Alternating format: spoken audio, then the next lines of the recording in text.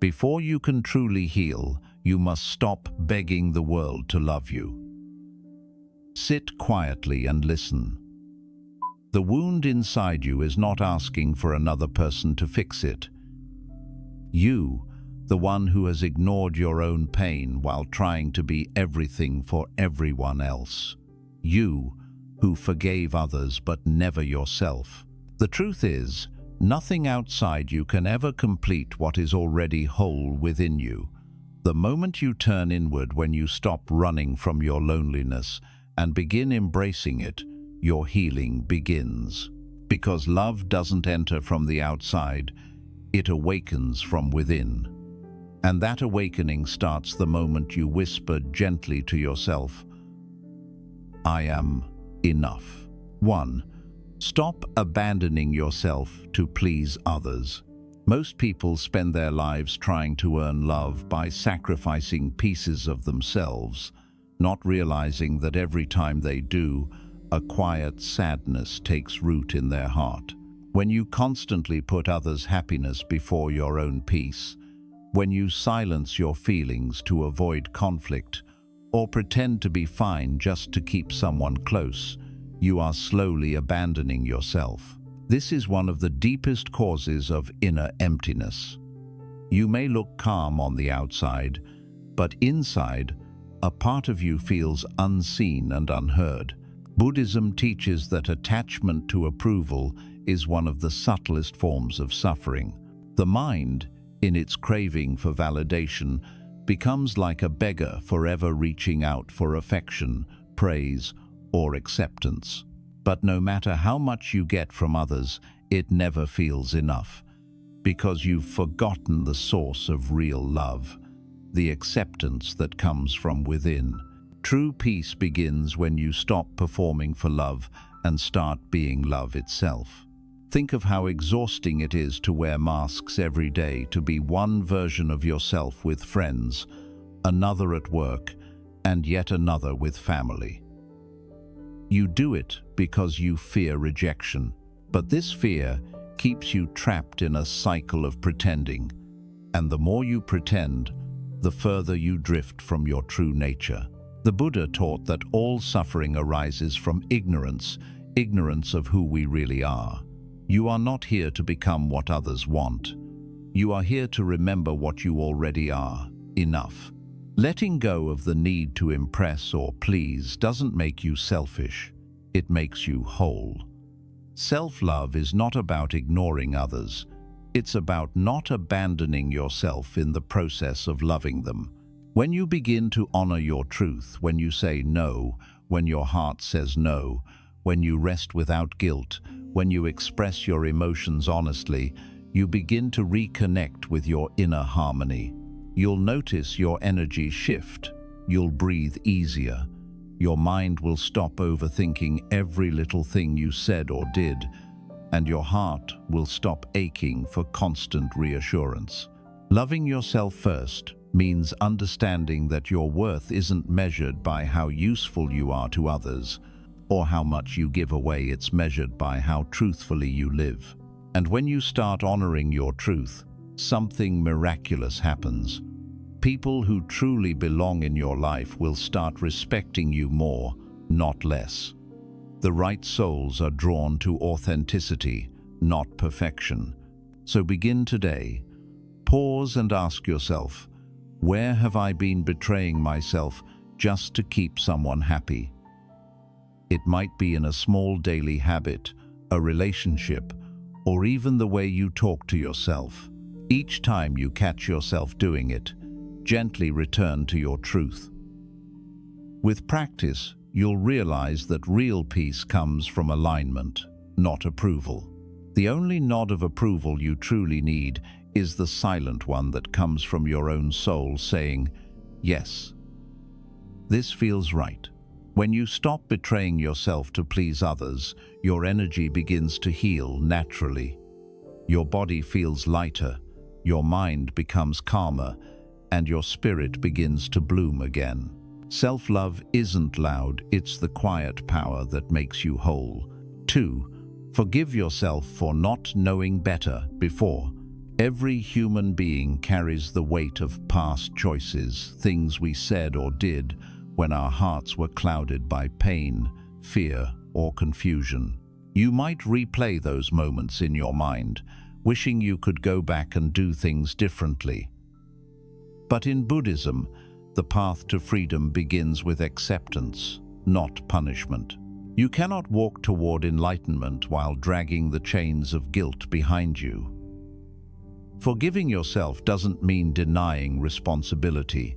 It means releasing the unnecessary suffering that keeps you stuck in the past. When you made mistakes, you were not evil or broken. You were simply unaware. You acted from the level of understanding you had at that moment. The Buddha taught that ignorance, avidya, is the root of all suffering, and awareness is the medicine. Once you awaken, you see that your past self was doing the best it could with the awareness it had. The person you were back then didn't know what you know now. You had to go through those experiences, even the painful ones, to grow into this deeper version of yourself. We often forgive others easily, yet we are merciless toward ourselves. We replay the same mistakes again and again, punishing ourselves long after life has already moved on. Buddhism calls this unnecessary suffering dukkha, the pain created by our own resistance to what is. The truth is, guilt only binds you to the very energy you wish to escape. Compassion, on the other hand, releases it. The moment you say, "I forgive myself for not knowing better," your heart begins to soften. Healing enters through that softness. Self-forgiveness is not an excuse, it's an awakening. It's understanding that the purpose of mistakes is to reveal wisdom. When a child learns to walk, they fall countless times, but each fall is part of the process of balance. You, too, are learning to balance your soul. Each misstep taught you strength, humility, and awareness. So instead of hating the version of you that stumbled, bow to it, thank it, because without those falls, you wouldn't have discovered the power of standing again. Letting go of guilt also means letting go of the illusion that you could have done everything perfectly. Perfection is a trap of the ego. It tells you that only when you're flawless can you be worthy of love. But Buddhist wisdom reminds us that even in imperfection, you are already whole. The cracks in your story are not flaws, they are openings through which compassion shines. The lotus doesn't bloom despite the mud, it blooms because of it. Your pain was the soil that grew your strength.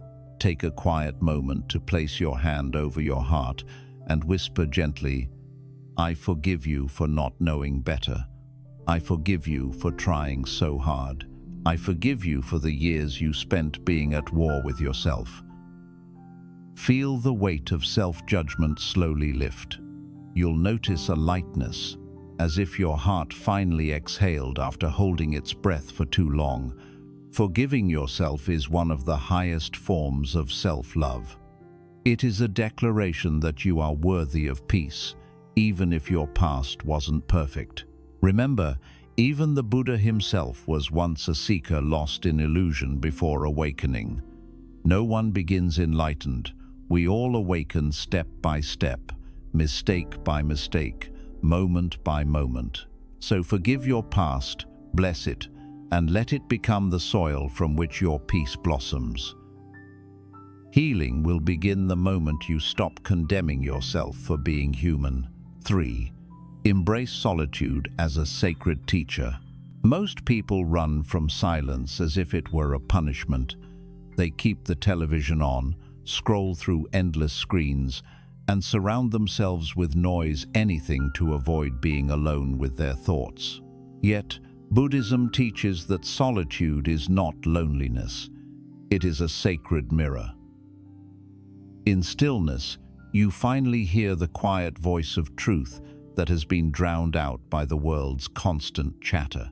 When you learn to be comfortable in your own company, You no longer need others to fill your emptiness because you realize you were never empty to begin with. The mind fears solitude because in silence it loses control.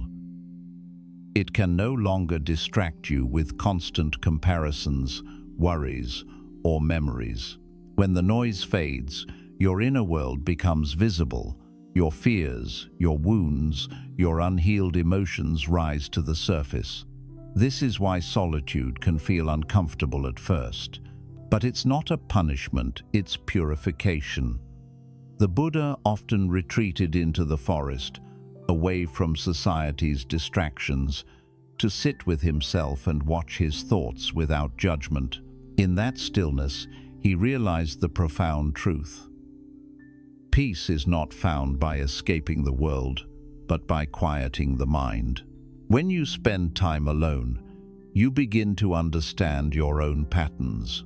What truly makes you happy, what drains you, what feels authentic. You start to recognize how much of your behavior has been shaped by the need to fit in or be accepted. Solitude strips away all of that. It's like a reset button for the soul. When you are alone, there's no one to impress, no one to perform for, only your true self, staring back at you. At first, that truth may feel unfamiliar, even unsettling, but slowly it becomes comforting. You realize you don't need to chase love. You are love when you are aligned with your inner peace. In Buddhism, there's a saying, "The mind is like water. When it is agitated, it becomes difficult to see. But when it is still, the truth becomes clear." This is what solitude does. It stills the waves of constant noise so you can see yourself clearly. Every great awakening begins in silence. Every deep realization blooms in stillness. It's in those quiet hours when no one is watching, no one is speaking, that your soul starts whispering truths you've ignored for years. Modern life teaches us to fear being alone, as if solitude means something is wrong with us. But true strength is the ability to sit with your own company and feel at peace.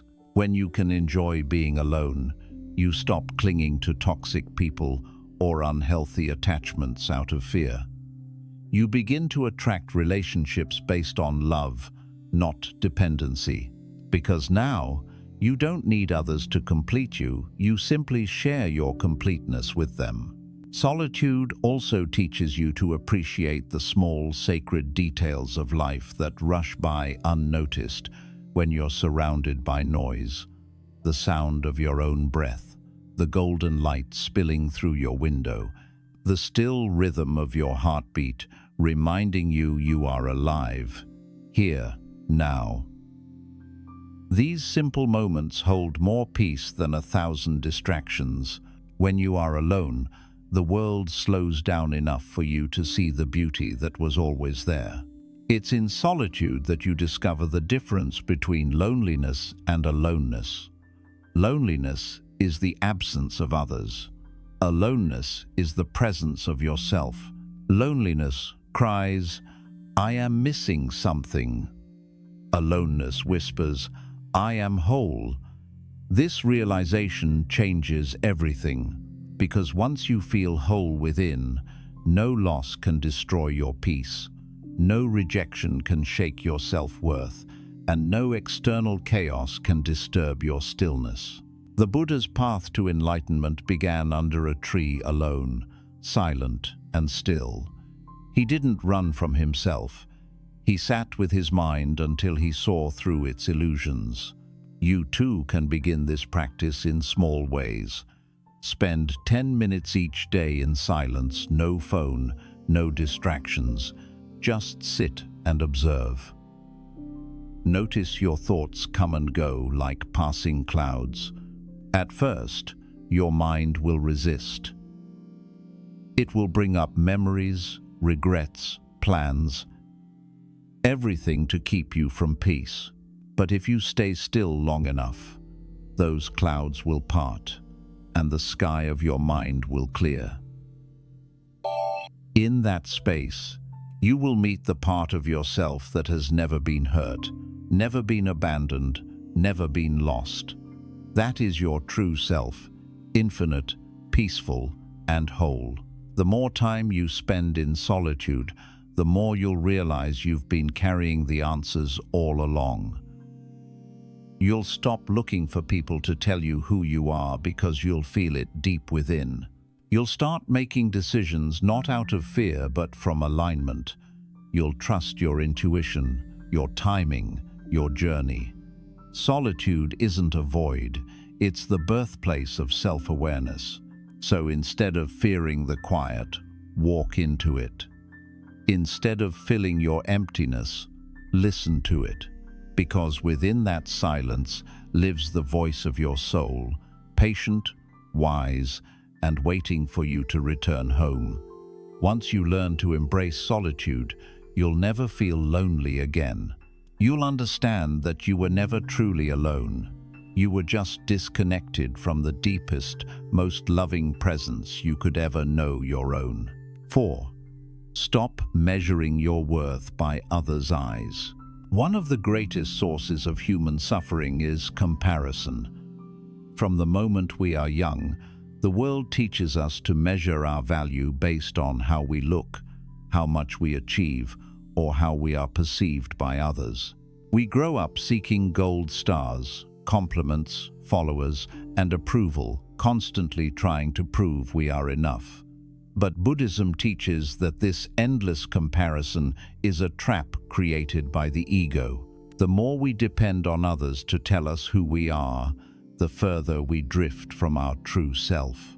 The truth is, no external opinion can ever define your worth, because your worth is not something that fluctuates. It simply is. Imagine standing in front of a mirror that keeps changing its reflection based on who's watching you. One moment you feel beautiful because someone praised you, and the next you feel small because someone criticized you.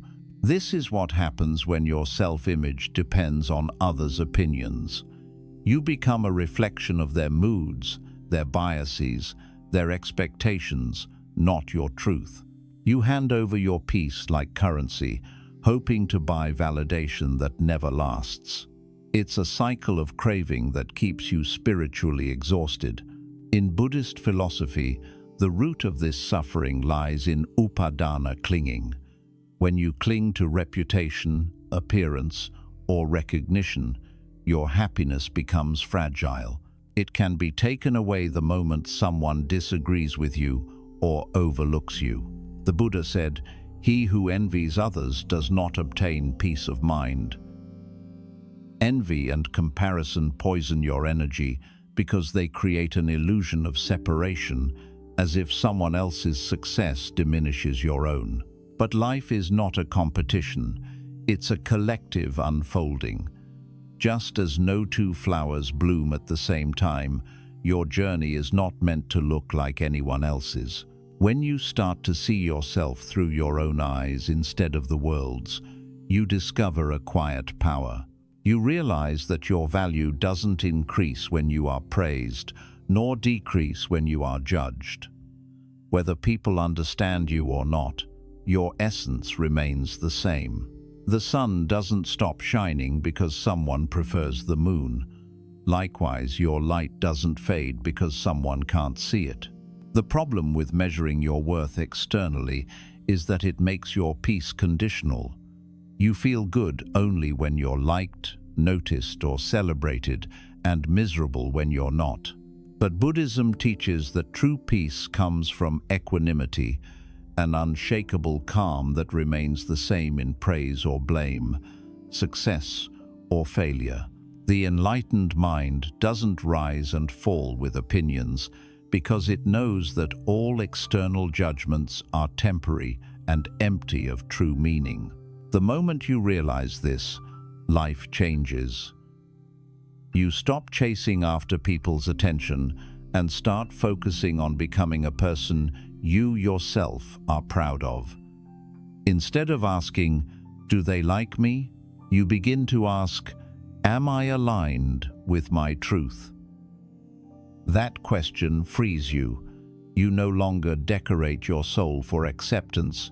You nurture it for authenticity. You stop rushing to fit into roles that make you smaller, and you start honoring your unique rhythm. It's important to remember that everyone who judges you does so through the lens of their own experience. People project their insecurities, fears, and conditioning onto others. If someone calls you selfish for setting boundaries, it may be because they were never taught self-respect. If someone calls you too quiet, it may be because they fear silence themselves. Realize this truth. No one sees you as you truly are. They only see you as they are.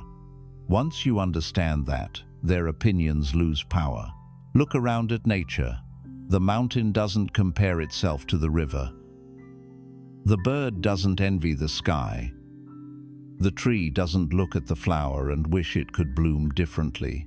Everything in existence fulfills its role without questioning its worth. The mountain stands, the river flows, the flower blooms, each in harmony with its nature. You, too, are a part of this vast design. You don't have to prove your value. Your existence itself is proof of it. When you measure your worth by the world's standards, you live in fear. Fear of losing approval, fear of failure, fear of being forgotten. But when you measure it by the depth of your peace, your kindness, your growth, you become unshakable. True self-worth is built in silence, not in applause. It's when you can sit alone, look at yourself honestly, and say, even if no one sees my effort, I see it. Even if no one understands my heart, I understand it. That is freedom. Start by shifting your focus inward. Each day, take a moment to acknowledge something you appreciate about yourself. Not something the world praises, but something you value. Your patience, your courage, your small acts of kindness. The more you recognize your own light, the less you'll need others to confirm it. Slowly, external opinions begin to lose their hold on you. Criticism no longer wounds you deeply, and praise no longer controls you. You start to move from ego-driven validation to soul-driven peace.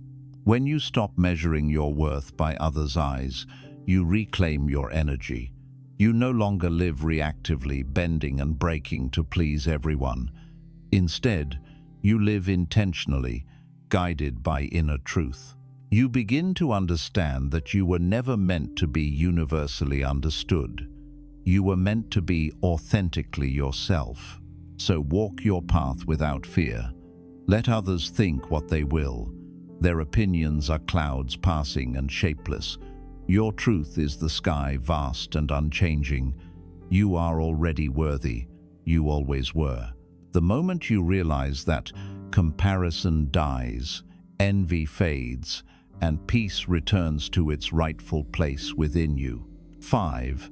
Speak to yourself with kindness, not judgment. The voice that speaks to you most often is not the world's, it's your own. It narrates your thoughts, reacts to your mistakes, and shapes the way you see yourself.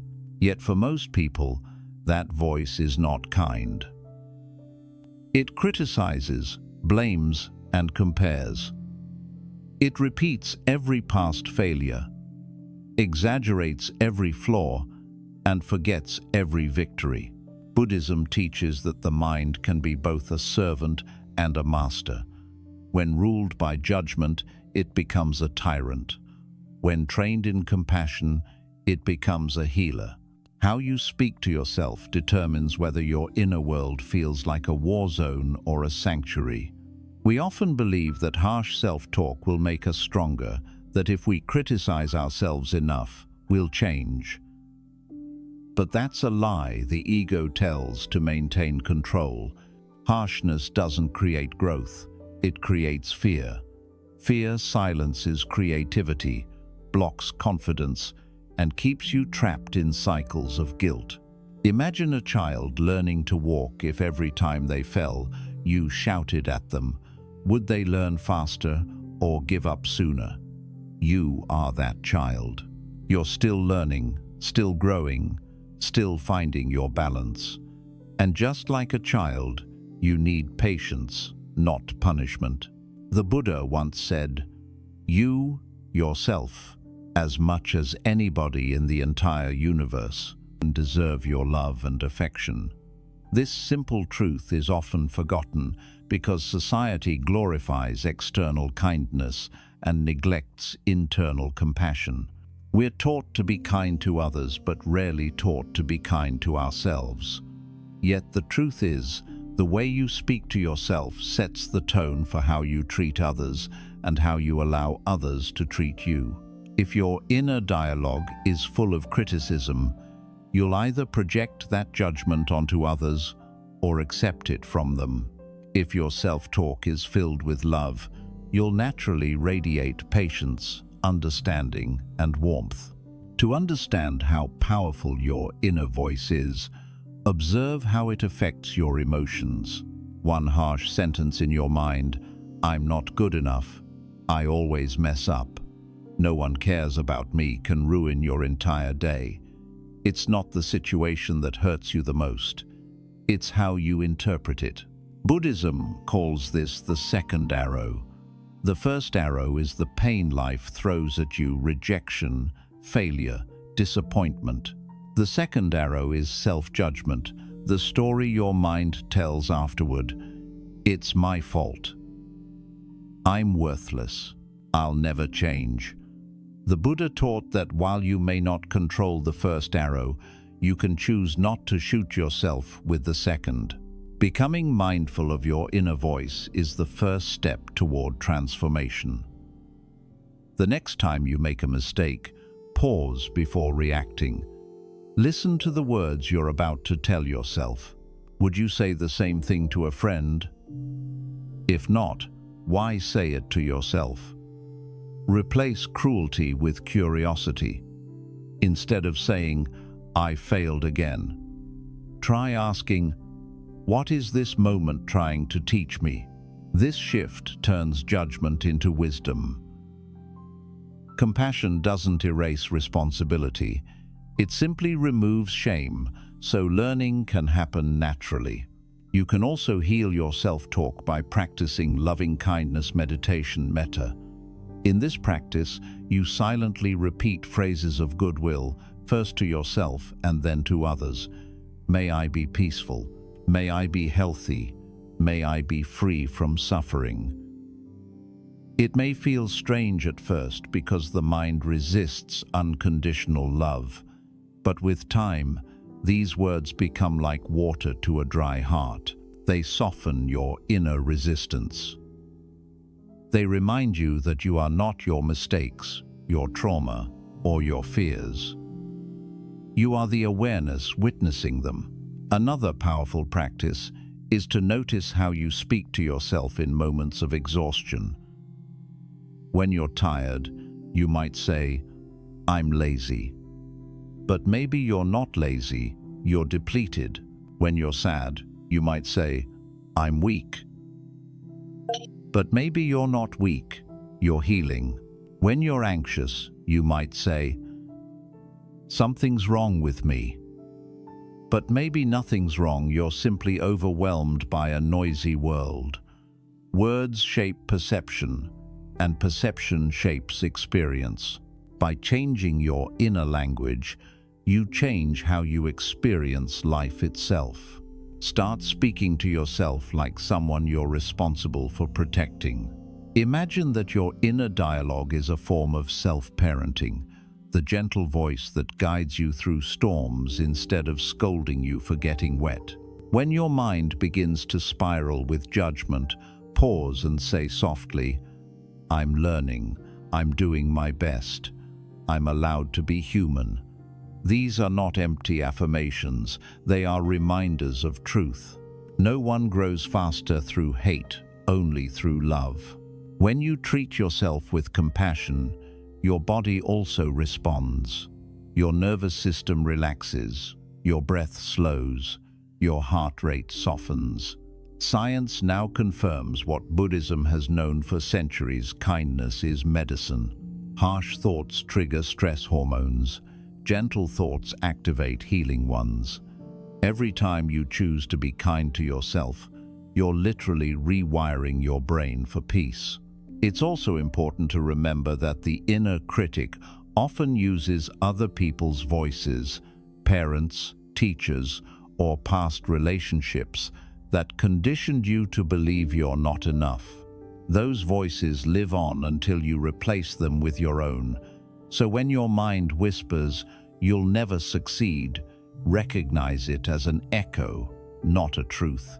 Replace it gently: "I am capable, I am growing, I am allowed to try again." Over time, those gentle affirmations become your new truth, not forced positivity, but compassionate realism. You are not your failures. You are not your flaws. You are a continuous work of art, painted by experience and shaped by resilience. Every harsh word you've spoken to yourself can be rewritten with gentleness. Every moment of self-hate can become a lesson in love. So speak softly to yourself, not because you're fragile, but because you're sacred, not because you're weak, but because you deserve peace. Let your inner voice become your ally instead of your enemy. Let it guide you toward growth, not guilt. When you start talking to yourself with the same kindness you show a loved one, everything in your life begins to shift: your confidence, your relationships, your energy, even your destiny. Because the truth is simple yet profound. Healing begins the moment your words stop hurting you. 6. Let go of people who don't nurture your peace. One of the hardest lessons in life, and one of the most freeing, is learning that not everyone is meant to walk your entire journey with you. Some people enter your life as blessings, others as lessons, and a few as awakenings. Buddhism teaches that suffering often begins when we cling, when we hold on to people long after their purpose in our story has been fulfilled. The heart doesn't want to let go because it confuses attachment with love. But there is a sacred difference. Love is free, while attachment is fear disguised as care. To love yourself fully, you must have the courage to release what disturbs your peace, no matter how familiar it feels. In the Buddhist path, everything is impermanent anicca. People change, energy shifts, relationships evolve. Yet, our minds resist this truth because we crave stability in a world that constantly moves. You might keep holding on to someone because you shared history, or because you once felt seen by them, even if now they only bring you pain. You tell yourself, maybe they'll change, or maybe I'm overreacting. But deep down, your intuition knows when a bond no longer feeds your growth. Ignoring that knowing only delays peace. Think about a garden. Some plants thrive when they're given sunlight and care, while others wither, no matter how much attention you give them. Holding on to dying plants drains the soil for the ones still growing. The same is true with relationships. You can pour your heart into someone who doesn't reciprocate, but love without balance becomes self-neglect. True compassion isn't about letting everyone stay. It's about recognizing when staying means losing yourself. There's a gentle but powerful Buddhist truth. You can still love them and let them go. Letting go doesn't mean erasing love or pretending it never mattered. It means releasing your grip on what's harming your peace. You can love someone deeply and still acknowledge that their energy no longer aligns with your path. You can forgive without inviting them back into your life. Forgiveness is for your peace. Access is a privilege. When you keep people in your life out of guilt, fear, or loneliness, you become a prisoner of your own compassion. But when you let go with wisdom, you honor both yourself and them because you allow space for both souls to grow. It's also important to understand that some people will only meet you at the level of their own healing. You might have evolved beyond the kind of energy you once tolerated: gossip, negativity, manipulation, or chaos. When you begin to walk the path of peace, your vibration changes, and not everyone can meet you there. This is not arrogance, it's alignment. The higher you rise in awareness, the fewer people you'll find at that altitude. But don't mistake solitude for loss. Sometimes God, the universe, or the flow of Dharma removes people not to punish you, but to prepare you. Every soul that exits your life makes space for something higher, calmer, and more in harmony with who you're becoming. The Buddha often reminded his disciples of the danger of unwholesome associations. He said that who you spend time with influences the state of your mind. If you surround yourself with those who gossip, you begin to speak idly. If you stay around anger, you start to carry its fire. If you dwell in negativity, your spirit begins to dim. But when you walk with the wise, your heart expands, your patience deepens, and your energy becomes light. The company you keep is not about judgment, it's about energy exchange. Every interaction either adds to your peace or drains it. It takes courage to detach. Sometimes the people you must release are the ones you love the most. But the truth is, holding on to relationships that no longer serve your well-being doesn't preserve love. It suffocates it. Real love grows in freedom, not in clinging.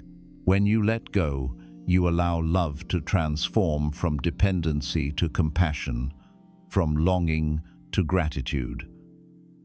You stop saying, "Why did they leave?" and start understanding, "Their time in my story is complete." When you decide to walk away, do it with grace. You don't have to argue, explain, or convince anyone of your worth. Silence is a language that only peace understands. Leave with kindness, even if they don't understand your decision. Because in Buddhism, the goal isn't to win arguments, it's to protect the purity of your heart. Resentment ties you energetically to the past. Forgiveness sets you free. Letting go also means releasing the fantasy of what someone could be and accepting what they are. Many people stay trapped in relationships not because of love, but because of potential. You fall in love with the idea of who they might become someday, while ignoring who they consistently show you they are now. This creates endless suffering. When you love yourself, you no longer chase potential. You honor reality. You stop saying, "I'll stay until they change," and start saying, "I'll grow where I'm respected." To practice letting go, try this simple mindfulness exercise. Close your eyes. Breathe deeply, and visualize the person you're struggling to release. See them standing before you, surrounded by light. Say silently, "I release you with love. May you find peace on your path, and may I find peace on mine." Feel the tension leave your body. You don't need closure from them. The closure is your acceptance. Each time you do this, your grip weakens, and your heart lightens. Remember, protecting your peace is not selfish, it's sacred. You cannot pour from an empty cup, nor can you heal in environments that keep reopening your wounds. Buddhism teaches right association to seek relationships that uplift, encourage mindfulness, and reflect mutual respect. Love yourself enough to walk away from anything that requires you to abandon your joy. With time, you'll see that letting go isn't the end of love, it's the beginning of wisdom. You'll understand that peace doesn't come from controlling who stays or who leaves, but from trusting that whatever departs was never meant to stay, and whatever remains is aligned with your truth. As you continue walking your path, lighter and freer, you'll realize that every goodbye was guiding you back to the same place yourself. And in that space of inner stillness, you'll find the most beautiful company of all, your own soul at peace. 7. Return to the present moment. That's where you exist. Most of the pain you carry does not come from what is happening right now. It comes from your mind's inability to stay in this moment. You are either replaying what has already happened or worrying about what might happen next. You drift between yesterday's regrets and tomorrow's fears, rarely touching the sacred space of now. Buddhism calls this wandering samsara, the endless cycle of mental suffering created by a restless mind.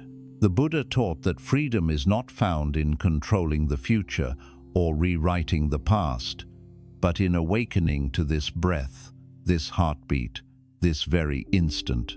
The present moment is not just a fragment of time, it is the only reality that truly exists. Everything else is a projection. The past exists only as memory, the future only as imagination. Yet, your mind spends most of its energy trying to fix, analyze, or predict illusions. It's like chasing the horizon. The more you run, the further it gets. That's why peace feels so distant. You're looking for it everywhere except where it actually lives here. Think about how much suffering comes from mental time travel. You replay conversations, wondering what you should have said differently. You relive heartbreaks, punishing yourself for not seeing the signs. You worry about outcomes you can't control: jobs, relationships, money, aging, death. All of this happens inside the mind, yet your body is always here, in the present. The body breathes, but the mind is lost somewhere else. Buddhism teaches that this split between body and mind is the root of unease. To heal, you must bring your mind home to your body, to this very breath, to this very heartbeat. Mindfulness is not about forcing stillness, it's about remembering presence. It means noticing the simple truth that you are alive. Now, when you breathe in, you know you're breathing in. When you breathe out, you know you're breathing out. That awareness reconnects you to the miracle of existence. You begin to feel the air entering your lungs, the rise and fall of your chest, the weight of your body resting on the earth. These small sensations are gateways to peace. The present moment doesn't need to be perfect to be enough. It simply needs to be seen. When you start living mindfully, you realize how much beauty hides in ordinary things. The morning light reflecting off a cup of tea, the sound of rain tapping against your window, the warmth of sunlight on your face, all these tiny miracles unfold every day, yet go unnoticed when your attention is trapped in thought. The mind says, "This moment is not enough. Something is missing." But the heart whispers, "Everything you need is already here." The Buddha compared the present moment to a calm lake. When the surface is still, it perfectly reflects the sky. But when disturbed by wind, the reflection becomes distorted. In the same way, when your mind is still, reality appears clear. When it's agitated by regret or anxiety, your perception becomes cloudy. Mindfulness is the art of stilling the wind. It's not about escaping your emotions, but watching them pass like waves without drowning in them. Try this.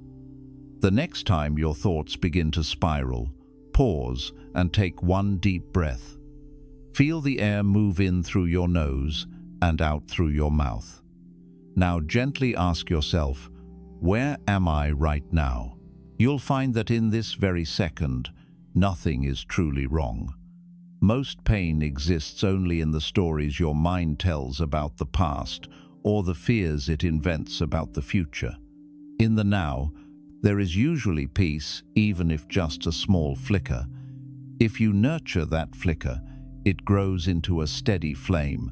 In Buddhism, the practice of returning to the present moment is called sati, mindfulness. It's not a technique, but a way of living. When you eat fully, tasting, smelling, noticing. When you walk with awareness, feeling each step, hearing the rhythm of your breath.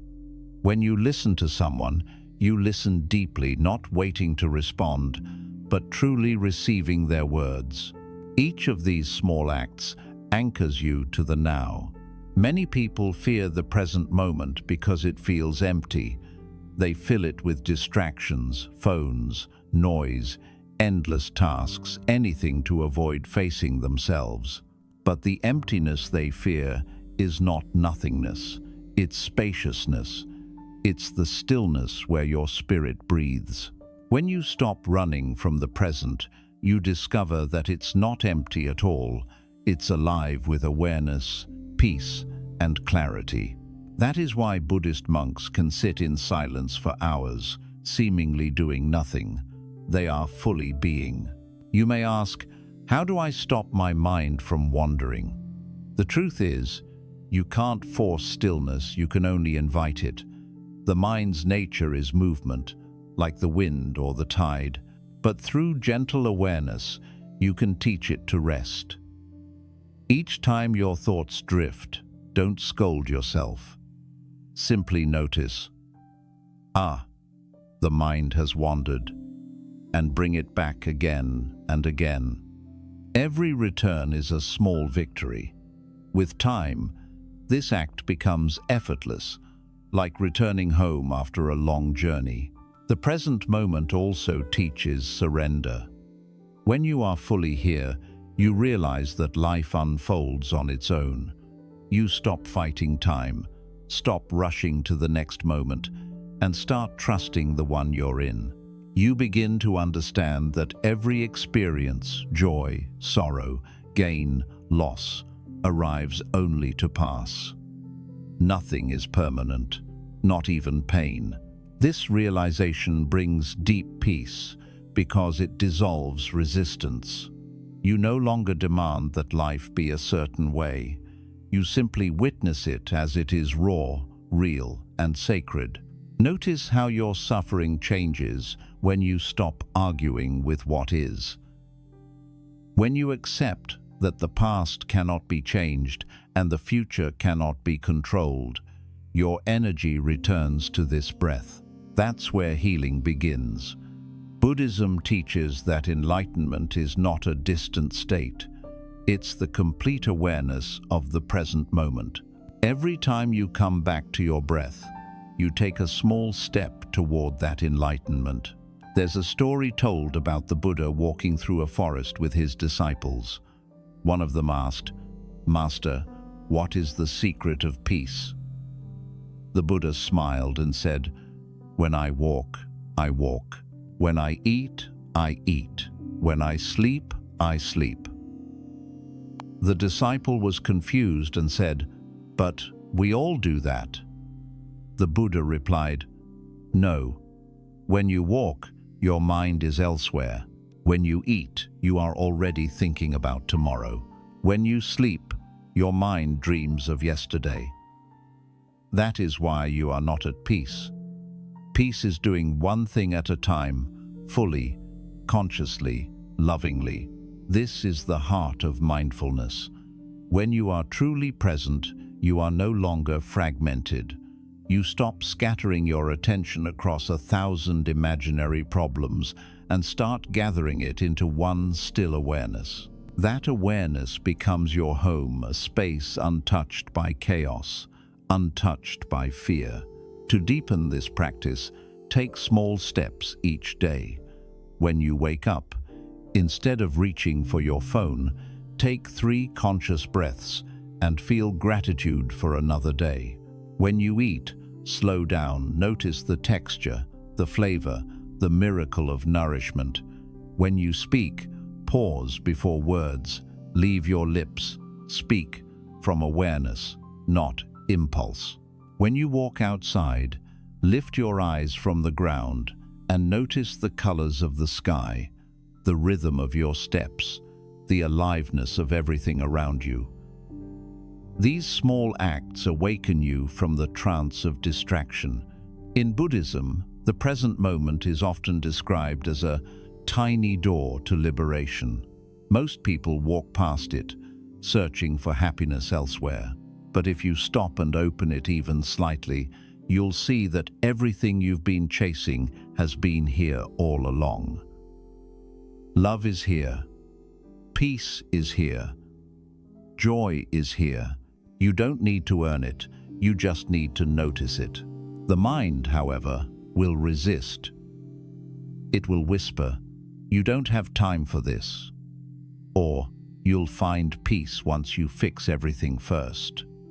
But this is the greatest illusion of all. You will never fix everything, not because you're failing, but because life is not meant to be fixed. It's meant to be experienced. The more you accept this truth, the more your anxiety fades. You realize that life isn't happening to you, it's happening for you in this very moment. There will still be challenges, moments of sadness, anger, or fear. Mindfulness doesn't erase them, it transforms your relationship to them. Instead of reacting blindly, you observe, you breathe, you respond from awareness, not emotion. Slowly, life stops feeling like a storm you must survive and becomes an ocean you can float upon. When you live anchored in the now, the past loses its power to hurt you, and the future loses its power to scare you. You become like a mountain still, strong, unmoved by passing clouds. People may misunderstand you, situations may change, but your center remains calm. This calm is not indifference, it's wisdom. It's the understanding that everything, joy and sorrow alike, is part of the great rhythm of existence. So when your mind begins to wander, gently guide it back with love. Feel your breath. Listen to the sounds around you. Let the present embrace you. This moment is all you truly have, not tomorrow, not yesterday, but now. In this breath, life is whole. In this second, you are enough. The present moment is not a place you must reach. It's the space you've never truly left. You just forgot to notice. Come back home to yourself. Sit in stillness. Breathe. Let the noise fade. In this silence, you will discover the timeless truth that the Buddha discovered under the Bodhi tree, that peace is not found in the future, nor buried in the past.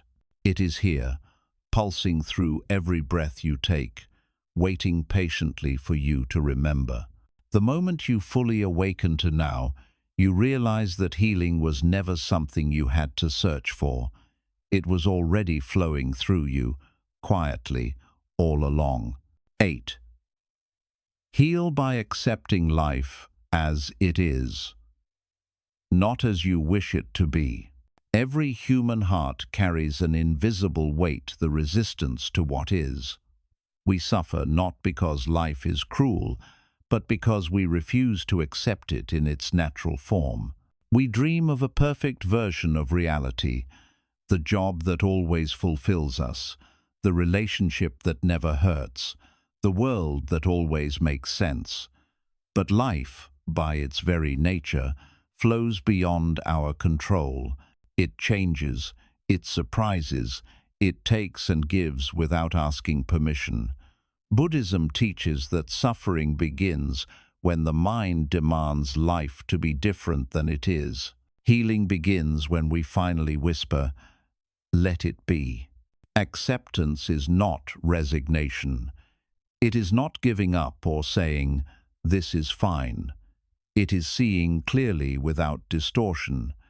It is recognizing that the present moment, whether filled with joy or pain, is the only place where life truly happens. The Buddha called this the middle path, the balance between control and surrender. When you stop fighting reality, you make space for peace. When you stop wishing for the storm to end, you learn to dance in the rain. We often try to fix pain by changing the outer world. New jobs, new cities, new relationships.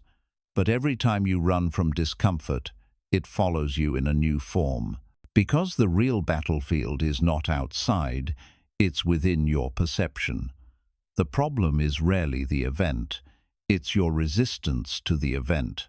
A delay, a rejection, a loss. These are neutral until the mind labels them as bad. When you let go of labeling, life becomes less like a battlefield and more like a flowing river. You stop demanding that it bends your way, and instead, you learn to flow with it. Acceptance doesn't mean you enjoy everything that happens. It means you stop creating extra suffering through resistance. Imagine carrying a heavy stone of anger about something that cannot be changed. Every time you think about it, you pick up that stone again. It weighs you down. When you finally accept, you set the stone down. The situation remains the same, but your suffering disappears. Buddhism calls this dukkha nirodha, the end of suffering through understanding. Sometimes we cling to pain because it makes us feel in control. If we replay it enough, maybe we can rewrite it.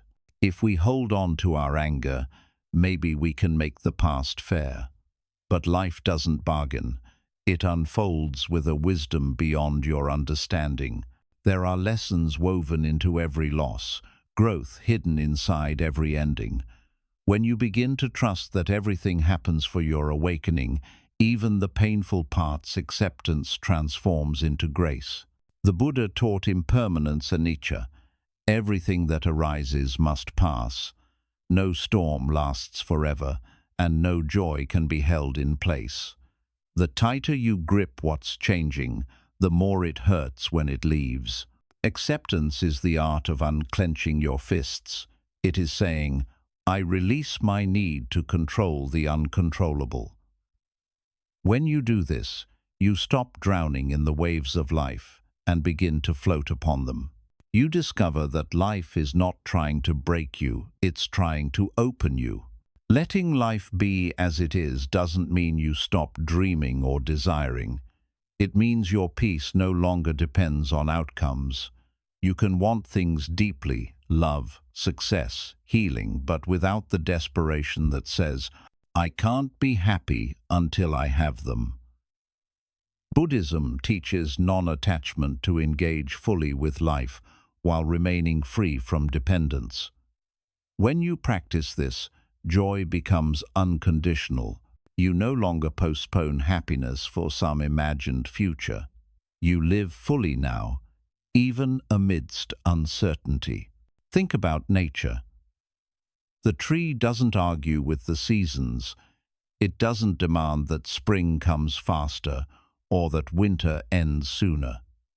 It simply adapts, shedding, blooming, resting. In the same way, acceptance means flowing with the seasons of your life. Some days are growth, others are stillness. Some chapters close suddenly, others unfold slowly. But each one is part of the greater balance. When you learn to honor every season, even the cold ones, you discover inner harmony. Pain will visit you, but suffering is optional.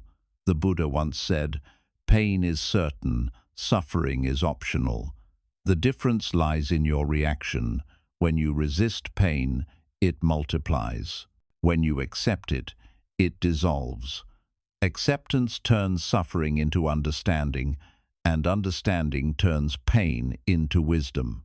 Every heartbreak, every disappointment, every loss, all of them are teachers wearing disguises. Each one asks, can you love life even now? To practice acceptance, begin small. When something doesn't go as planned, the traffic jam, the delayed message, the unexpected comment, notice your reaction. Instead of saying, this shouldn't be happening, try saying, this is happening and I choose peace anyway. This simple shift rewires your relationship with life. Over time, your mind becomes less reactive, your emotions steadier, your spirit lighter. Meditation helps cultivate this acceptance. Sit quietly, observe your breath, and notice your thoughts without judgment. Don't chase them or fight them, just watch them pass like clouds. Some thoughts will be pleasant, others painful.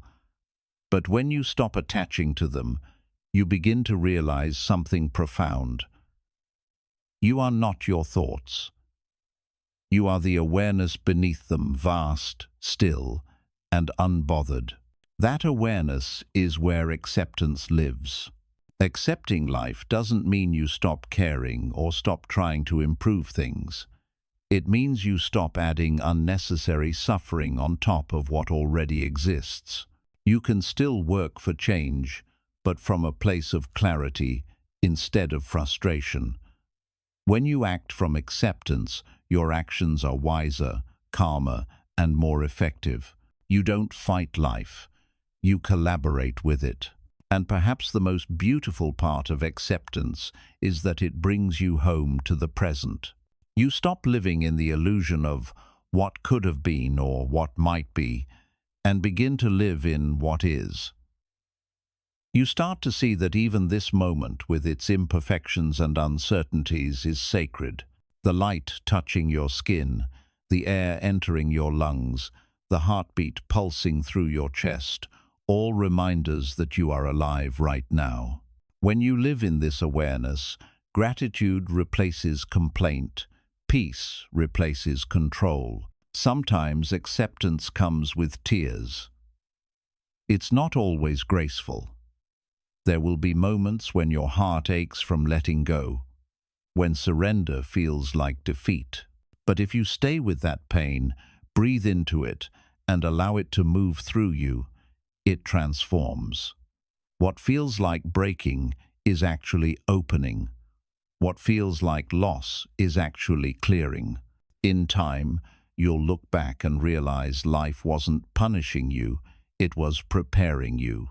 Acceptance is not an ending, it's a beginning. It's the doorway to serenity, compassion, and deep self-love. It's realizing that peace isn't something you achieve once life behaves, it's something you cultivate regardless of how life behaves. When you reach this understanding, you stop waiting for healing and start living it. So the next time life unfolds differently than you hoped, whisper softly to yourself, let it be. Let the waves rise and fall. Let people come and go. Let change happen. Trust that everything appearing in your life, even the parts you don't understand, is guiding you toward awakening. The moment you stop fighting life, life stops fighting you. You begin to move with it instead of against it. Your heart, once clenched in resistance, begins to expand. Your breath becomes easier, your mind quieter, your being lighter. When you finally learn to accept life as it is, not as you wish it to be, a profound truth dawns. Nothing needs to be different for you to be at peace. Because peace was never missing, it was only hidden behind your resistance. And when you let go, when you simply allow, when you finally say yes to what is healing, doesn't have to be forced. It happens naturally, like the sun rising after a long night, inevitable and breathtakingly gentle. Joe, your healing deepens when you stop running from yourself. In every quiet moment of your life, there's a soft voice within you that whispers truths you've long avoided hearing. It's not loud or demanding. It's patient, gentle, and endlessly loving. But for most people, that voice is buried under noise. The noise of fear, of judgment, of busyness, of pretending to be someone you're not. We fill our days with distractions, endless scrolling, constant planning, non-stop doing anything to avoid being alone with ourselves. Yet Buddhism teaches that true healing begins not when you run faster from your pain, but when you turn around and face it. Because the thing you've been running from isn't your enemy, it's the part of you that needs love the most. When you keep yourself constantly busy, always searching for external peace, you create an illusion that the problem is out there. You tell yourself, "I'll feel better when I get that job. I'll finally heal once someone understands me. I'll be happy when life becomes easier." But happiness built on conditions is fragile. Peace built on escape will always collapse. The Buddha once said, "There is no path to peace. Peace is the path." Meaning, you don't reach peace by fixing your life, you reach peace by understanding yourself. You stop running and start seeing. You stop escaping and start embracing. Running from yourself can take many forms. Sometimes it looks like overworking, constantly filling your time so you don't have to feel. Sometimes it looks like perfectionism, trying to control everything so you never have to face uncertainty. Sometimes it looks like chasing relationships, seeking love from others, because you can't bear the silence of being alone. But no matter how far you run, your unhealed self will always wait patiently for you. It will show up in your anxiety, your exhaustion, your repeated patterns. Not as punishment, but as a reminder. You cannot heal what you refuse to feel. In Buddhism, this understanding is called mindful awareness, the courage to sit with yourself without judgment. When you stop running and begin to observe, you realize that most of your suffering is self-created. You see how your mind clings to old wounds, repeats old stories, and labels everything as good or bad. But when you sit quietly, when you just breathe and observe, something miraculous happens. You begin to see that your thoughts are not facts, they are passing clouds in a vast sky. The sky, your awareness, has never been broken, it has only been covered. When you face yourself, you start to uncover truths that may feel uncomfortable at first. You may see how much you've abandoned your own needs to please others. You may realize how much resentment you still hold toward people who hurt you. You may see the parts of yourself you've suppressed: anger, sadness, fear, because you were taught they made you weak. But instead of pushing these emotions away, Buddhism invites you to meet them with compassion. Sit with your sadness and ask, "What are you trying to tell me?" Listen to your fear and ask, "What do you need to feel safe?" In that act of listening, healing begins. Most people believe healing is about changing themselves, but real healing is about accepting themselves completely. It's about embracing even the parts that scare you, your insecurities, your doubts, your past mistakes. Because those are not signs of weakness, they are proof that you've lived. The lotus, one of the most sacred symbols in Buddhism, grows in the mud. Without the darkness, it could never bloom. In the same way, your pain is not something to hide, it's the soil from which your wisdom grows. When you finally stop running, you start understanding. You see that the moments you once labeled as failures were actually sacred turning points. The people who hurt you were not curses, they were mirrors showing you where you needed boundaries. The loneliness you feared was not emptiness, it was an invitation to reconnect with your own spirit. Everything that once felt like punishment was actually preparation, life's way of guiding you back home to yourself. The process of returning to yourself isn't glamorous. It's slow, raw, and deeply human. Some days it feels like progress. Other days it feels like falling apart. But even in the falling apart, there is growth because you're finally allowing yourself to feel. The Buddha never promised a life without pain. He promised freedom from unnecessary suffering. Pain will visit you. That's part of being alive. But when you stop running from it, when you allow yourself to feel it fully, it transforms. Pain, when met with awareness, becomes wisdom. Think of your emotions as waves. When you resist them, you drown. But when you allow them to rise and fall, you float. Each wave has a message. Anger might be saying, "Something needs to change." Sadness might be saying, "You're missing something you love." Fear might be saying, "Please be gentle with me." When you learn to listen without judgment, emotions stop controlling you. They become teachers.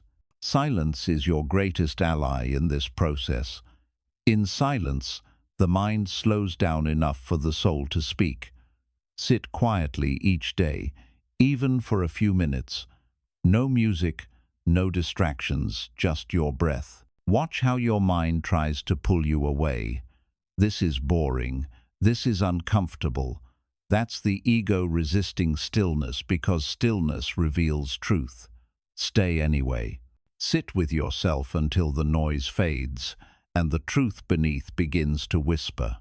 You'll start to notice patterns, insights, memories, and with them, understanding. When you make peace with yourself, the outer world changes too. Relationships become easier because you no longer seek others to fill your emptiness. Work becomes lighter because your worth is no longer tied to achievement. Even challenges feel different because you meet them from stability instead of chaos. The Buddha said, "Better than 1,000 hollow words is one word that brings peace." When you are at peace within, every action, every word, every step reflects that peace outward. One of the most powerful Buddhist teachings is that the mind is everything. What you believe, you become. If your inner dialogue is full of criticism, "I'm not enough, I'm broken, I'll never heal," you build a world that mirrors those thoughts. But if your inner dialogue becomes gentle, "I'm learning, I'm growing, I forgive myself," your entire energy changes. You begin to notice opportunities, love, and synchronicities that were always there, but invisible through the fog of self-judgment. Forgiving yourself is the final stage of stopping the inner chase. You might not realize it, but many of your patterns, overthinking, perfectionism, emotional avoidance, come from self-blame. Somewhere deep down, you believe you are unworthy of love until you fix yourself. But healing doesn't come from fixing, it comes from remembering. You were born enough. You were born worthy.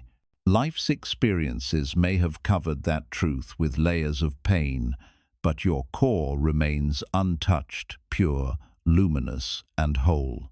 When you stop running from yourself, you reclaim your energy.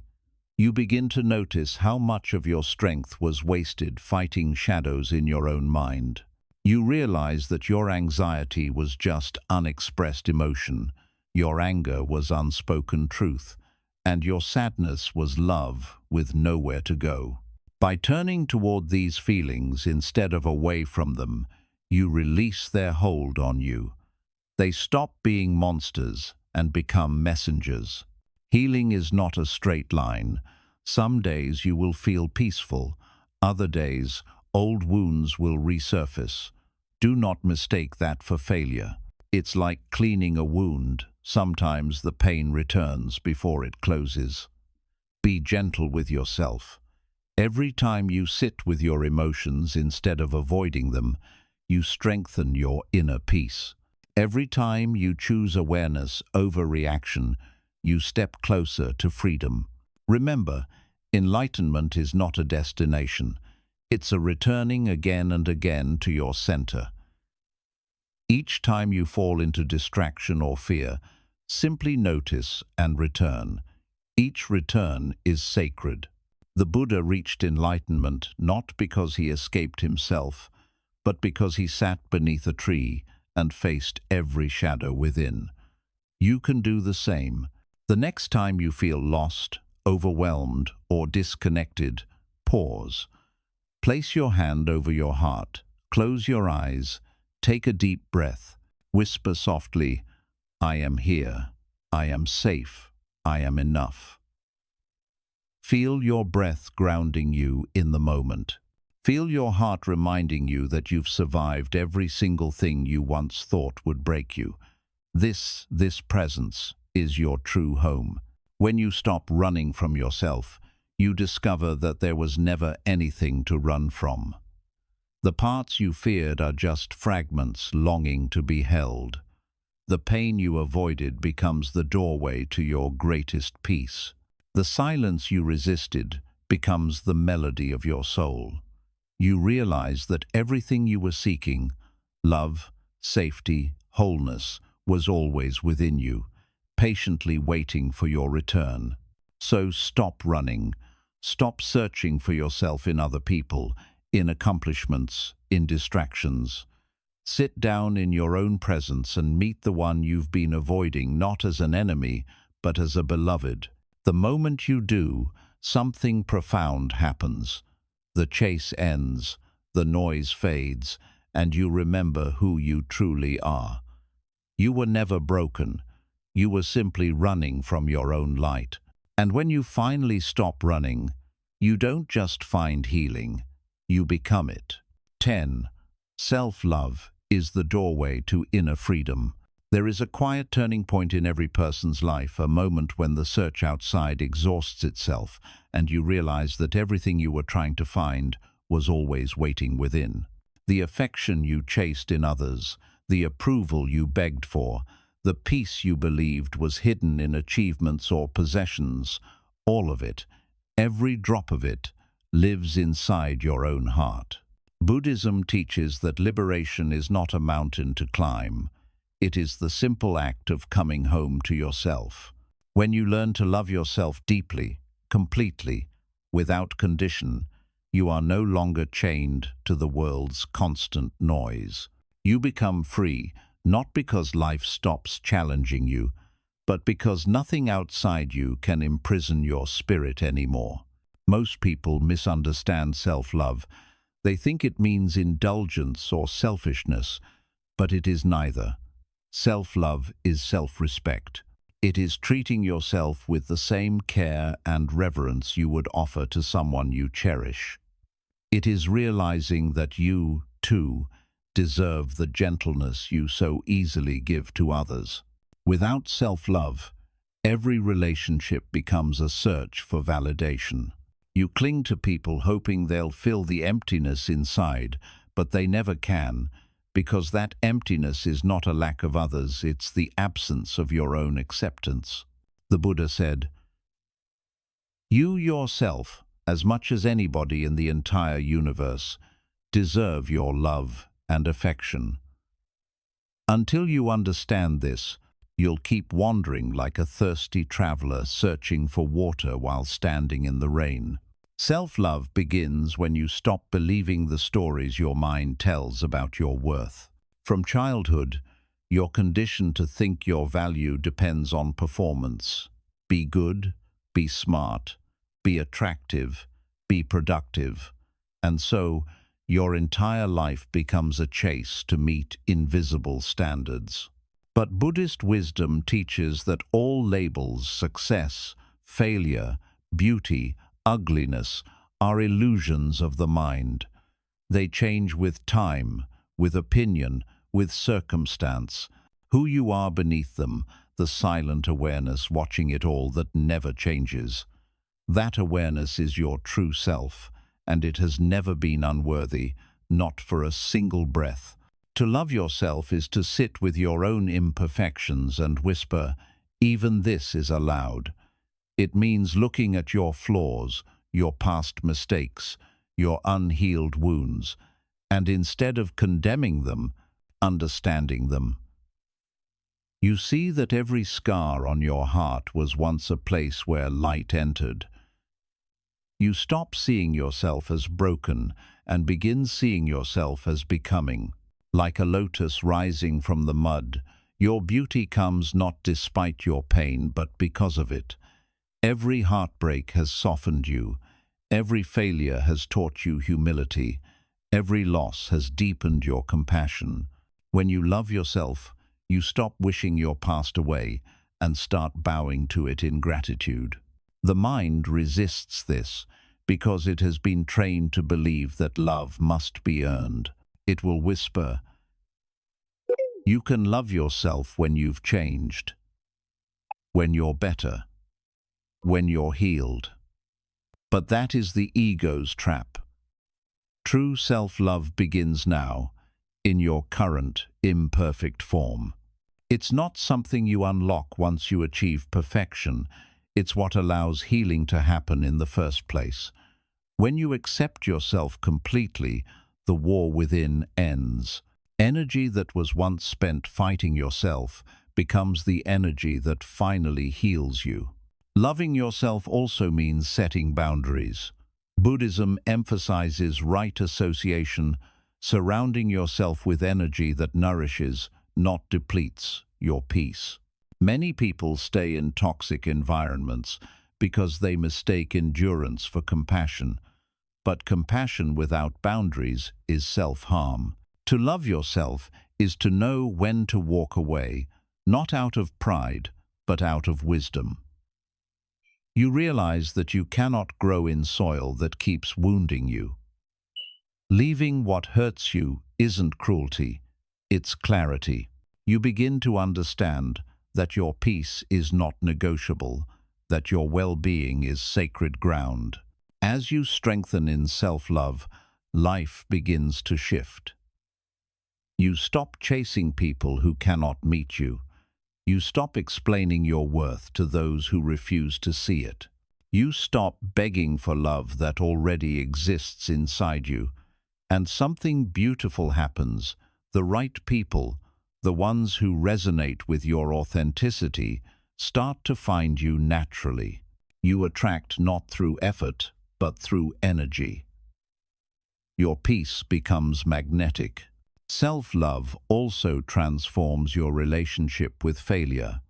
Instead of seeing mistakes as proof that you are not good enough, you start seeing them as opportunities for growth. Buddhism teaches beginner's mind approaching every moment as a new chance to learn. When you love yourself, you are no longer afraid of failure because you no longer tie your identity to outcomes. You can stumble, fall, and rise again without shame. Each fall becomes a bow to wisdom, each rise a celebration of resilience. The practice of self-love can begin with simple acts. Start by becoming aware of how you speak to yourself. If your inner voice is harsh, replace it with kindness. Instead of saying, "I'm so stupid," say, "I'm learning." Instead of saying, "I'm not enough," say, "I'm growing." Words carry energy. They shape the landscape of your mind. When your inner dialogue becomes loving, your outer world reflects that love. Take care of your body, not because you want to impress anyone, but because it is your sacred home. Feed it well, rest it, move it gently. Meditate daily not to escape the world, but to reconnect with the stillness beneath it. Breathe consciously. Notice the sensations in your body, the rhythm of your heartbeat, the miracle of being alive. Gratitude is a form of love. Each mindful breath is a reminder that life is happening for you, not to you. There will be moments when self-love feels distant, when old wounds resurface and self-doubt creeps in. Don't see these moments as setbacks. See them as part of the practice. Even the Buddha faced Mara, the embodiment of temptation and self-doubt, on the night of his enlightenment. He did not fight Mara. He acknowledged him and said, "I see you." That simple awareness dissolved Mara's power. You can do the same with your inner critic. When it whispers, "You're not good enough," simply respond, "I see you, old friend." Smile softly and return to your breath. Each time you do this, your love grows stronger than your fear. True self-love doesn't make you self-centered, it makes you self-aware. The more you love yourself, the more compassion you have for others, because you begin to see the same struggles in them that you faced within yourself. You realize that every person you meet is fighting invisible battles, longing for acceptance just as you once did. From that understanding arises genuine kindness, not out of obligation, but out of shared humanity. The ultimate goal of Buddhism is liberation from suffering, and self-love is the path toward that liberation. When you stop rejecting yourself, you stop creating inner conflict. When you stop seeking love externally, you stop clinging to illusions. Freedom arises naturally, not because you've escaped the world, but because you've made peace with it. You can walk through chaos with calm eyes. You can face loss without losing yourself. You can live fully, love deeply, and let go gracefully. So, how do you know when you've begun to truly love yourself? You'll feel it in the quiet. You'll notice that your mind is softer. You'll find beauty in simplicity, in sunlight, in laughter, in ordinary moments. You'll stop over-explaining, stop chasing, stop apologizing for existing. You'll begin to feel comfortable in your own silence. That is the beginning of inner freedom, the state where nothing outside you determines how you feel inside. To live in self-love is to live in alignment with truth. It is to walk through the world as your most authentic self, unmasked and unafraid. It is to honor your path, even when it looks different from others. It is to forgive yourself for every time you forgot your worth, and to promise that from now on, you will never abandon yourself again. Take a deep breath right now. Feel your heart beating beneath your hand. That rhythm, steady, constant, alive, has carried you through every storm, every heartbreak, every moment of doubt. It never gave up on you. Let this be your reminder. The love you seek has been beating inside you all along. The Buddha said, "Peace comes from within. Do not seek it without." When you love yourself, those words become your living truth. You no longer wait for the world to love you back. You are love, walking, breathing, expanding. And as this love grows, it spills outward, touching everything you see. That is inner freedom, not the absence of pain, but the presence of love so vast that pain can no longer define you. You live, you breathe, you let go, and you rise again.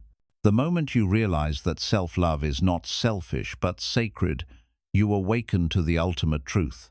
You were never incomplete. You were always whole. You just needed to remember. So stop searching for home in others. Stop running from your reflection. Look into your own eyes and see the divine light that has always been there. Whisper softly to yourself, "I am here. I am enough. I am free." Because in that realization, in that breath of unconditional acceptance, the journey ends and true peace begins. 11. The path of compassion, healing others, begins with healing yourself. At some point on your journey of healing and self-discovery, you realize that self-love and compassion for others are not two separate things. They are two sides of the same coin.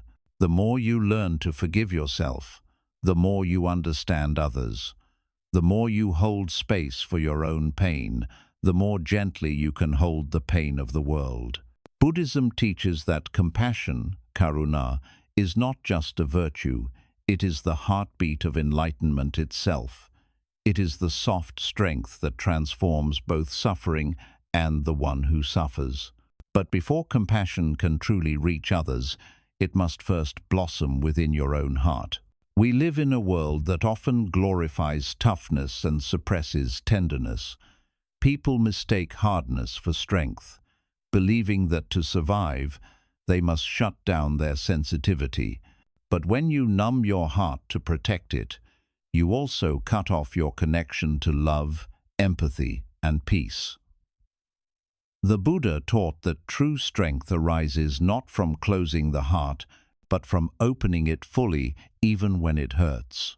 Compassion begins when you allow yourself to feel, to see your own wounds, and to understand that pain is not a personal failure. It's the common language of humanity. Every person you meet carries unseen battles, fears, regrets, memories they never speak of. When you recognize this, judgment fades. You stop asking, "Why are they like this?" and start thinking, "They must be hurting too." But you can only reach this depth of empathy once you've made peace with your own pain. If you reject your suffering, you'll reject the suffering of others. If you shame your own imperfections, you'll unconsciously shame others for theirs. The path of compassion always begins inward. Start by sitting with your own heart. Notice where it aches. Notice the stories you tell yourself, the ones that whisper, "I'm not enough," or "I don't deserve love." Don't silence those voices. Instead, meet them with kindness. Imagine your younger self sitting before you, frightened, tired, misunderstood. What would you say to them? You wouldn't shout, you wouldn't judge. You would hold them softly and say, "You are safe now. You did your best. You are loved."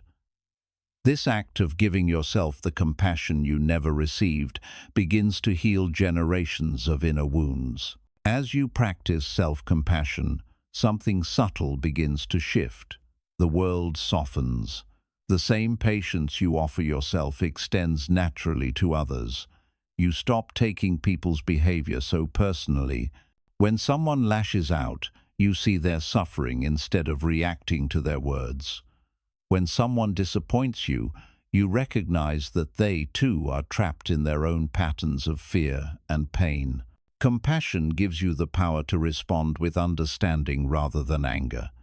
It doesn't mean allowing harm. It means seeing clearly without hatred. The Buddha compared compassion to a mother's love, unconditional, vast, and protective. A mother doesn't love her child only when it behaves well. She loves it through every mistake, every fall, every tantrum. In the same way, compassion is not selective. It doesn't say, "I'll love this person but not that one." True compassion extends to all beings, even those who cause harm, because to hate them is to carry their poison within yourself. Compassion doesn't mean agreeing with wrongdoing. It means wishing for everyone's ignorance and pain to end. This, however, does not happen instantly. Compassion must be cultivated through practice. One of the most powerful ways to do this is through metta bhavana, the meditation of loving kindness. Sit quietly, breathe deeply, and repeat phrases of goodwill. May I be happy. May I be peaceful. May I be free from suffering. Then extend it outward. May you be happy. May you be peaceful. May you be free from suffering. Start with someone you love easily, then include someone neutral, then someone who challenges you. Finally, expand your circle to all living beings. At first, your mind will resist, especially when you think of people who hurt you. But keep going. Each repetition softens the walls around your heart. Over time, you begin to feel something extraordinary, a warmth that no one can take away. True compassion is not pity. Pity looks down. Compassion stands beside. Pity says, "You are weak. I will save you." Compassion says, "We are both human. Let's walk together." This equality is essential. The Buddha did not teach compassion as superiority, but as unity, recognizing that the pain of others is a reflection of your own. When you see others as yourself, kindness becomes effortless. There is also a quiet courage in compassion. It is not just a feeling, it's an action. It's listening without interrupting. It's forgiving when you could condemn. It's showing patience when you have every reason to be frustrated. It's choosing peace when your ego wants revenge. Compassion is not weakness, it's mastery over the mind. To be kind when it's easy means nothing. To be kind when it's hardest, that is enlightenment in motion. But compassion does not mean allowing yourself to be drained or mistreated. The Buddha taught the middle way balance between giving and preserving your energy. Compassion without wisdom becomes martyrdom. Wisdom without compassion becomes coldness. The goal is balance. To love deeply, but without attachment. To help others, but without losing yourself. You can offer your light without setting yourself on fire. The more compassion you cultivate, the more your perception of the world changes. You begin to see interconnectedness everywhere. The suffering of one being affects all. The joy of one being uplifts all. When you heal yourself, you heal the web of life because energy is not separate. Every act of kindness, no matter how small, ripples across the universe. A smile, a patient word, a silent prayer. These are not small gestures, they are seeds of awakening planted in the collective heart. There's a famous Buddhist story about a monk who encountered a scorpion struggling in the water. Each time he tried to save it, it stung him. A passerby asked, "Why do you keep trying to save it when it hurts you?" The monk replied, "Because it is the scorpion's nature to sting, but it is my nature to save." Compassion does not depend on others' behavior. It flows from your nature, your awareness, your peace. When you act with compassion, you act in alignment with the universe itself. Healing others through compassion does not mean fixing them. It means holding space for them to find their own healing. You can't pour peace into another person. You can only offer an example of it. The Buddha did not remove suffering from others. He showed them how to see through it. In the same way, your compassion becomes a light others can follow, not a chain that binds you to their pain. Over time, compassion becomes your natural state. You start noticing that even your smallest actions carry mindfulness: the way you speak, the way you listen, the way you move through the world. You radiate peace without trying, simply because you've become it. People will feel calm around you, not because you do something special, but because your presence itself becomes medicine. That is the quiet power of compassion. It heals without force, teaches without preaching, gives without losing. When you reach this state, your suffering begins to dissolve. Because when you love others, you cannot remain trapped in your own pain. Compassion lifts you above the narrow walls of me and mine. You start to see that we are all part of the same consciousness waves of one vast ocean. To harm another is to harm yourself. To heal another is to heal yourself. The illusion of separation breaks, and what remains is unity, pure, luminous, infinite. At the end of his life, the Buddha said, "As a mother protects her only child with her life, so should one cultivate boundless love toward all beings." This love is not sentimental. It is fierce, fearless, and eternal. It is love that sees clearly, love that says, "Even when you hurt me, I will not let hatred enter my heart." It is love that protects peace as its highest treasure. So begin where you are. Start small. Be gentle with yourself and with others. When anger arises, pause. When judgment appears, breathe. When pain surfaces, yours or someone else's, don't run. Stay. Witness it with love. Each time you choose compassion over reaction, you move closer to freedom. And remember, healing others doesn't mean you must be perfect. You heal the world not through your perfection, but through your presence. Every time you choose understanding over anger, patience over pride, peace over ego, you become a silent teacher. In the end, compassion is not something you do. It's what you are when the walls of fear fall away. When you live with an open heart, you carry a quiet revolution within you, a revolution that doesn't shout or demand, but simply is. A stillness so powerful it transforms everything it touches. That is the essence of healing through compassion. To realize that love was never something to search for. It was always what you were made of. When you awaken to that truth, your very existence becomes a prayer, your every breath an offering of peace to the world. And that, the Buddha would say, is the purest form of enlightenment, a heart so open that it embraces all beings, including the one beating inside your own chest. Shi'a, the art of letting life unfold, trusting the flow of the universe. There is a quiet wisdom in surrender, a peace that comes only when you stop trying to control everything and allow life to move through you as it wishes. Buddhism teaches that suffering begins the moment we resist what is.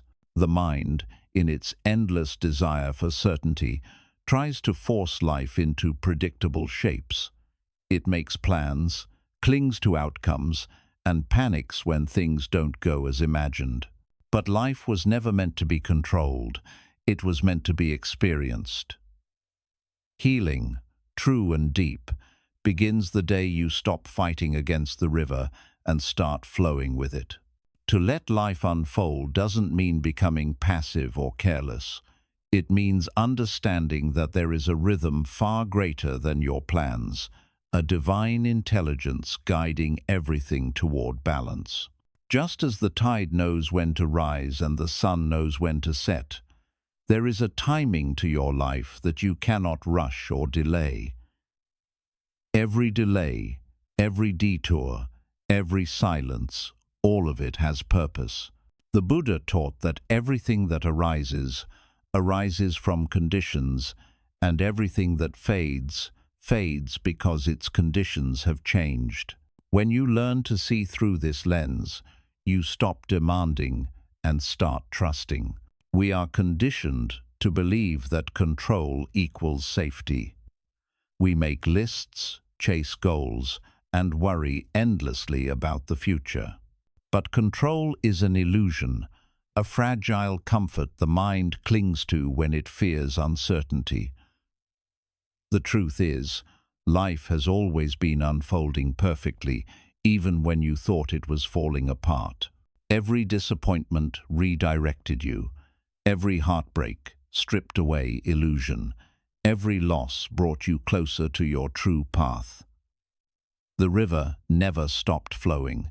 You just forgot to float. When you cling to outcomes, you create suffering. You say, "This must happen for me to be happy," and in that moment, you make your peace conditional. But Buddhism reminds us that happiness is not in events, it is in alignment with what is. When you let go of how things should be, you make space for how they can be. The unknown, once terrifying, becomes sacred, a space where possibilities can bloom.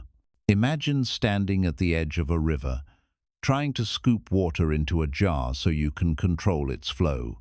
No matter how hard you try, the water slips away.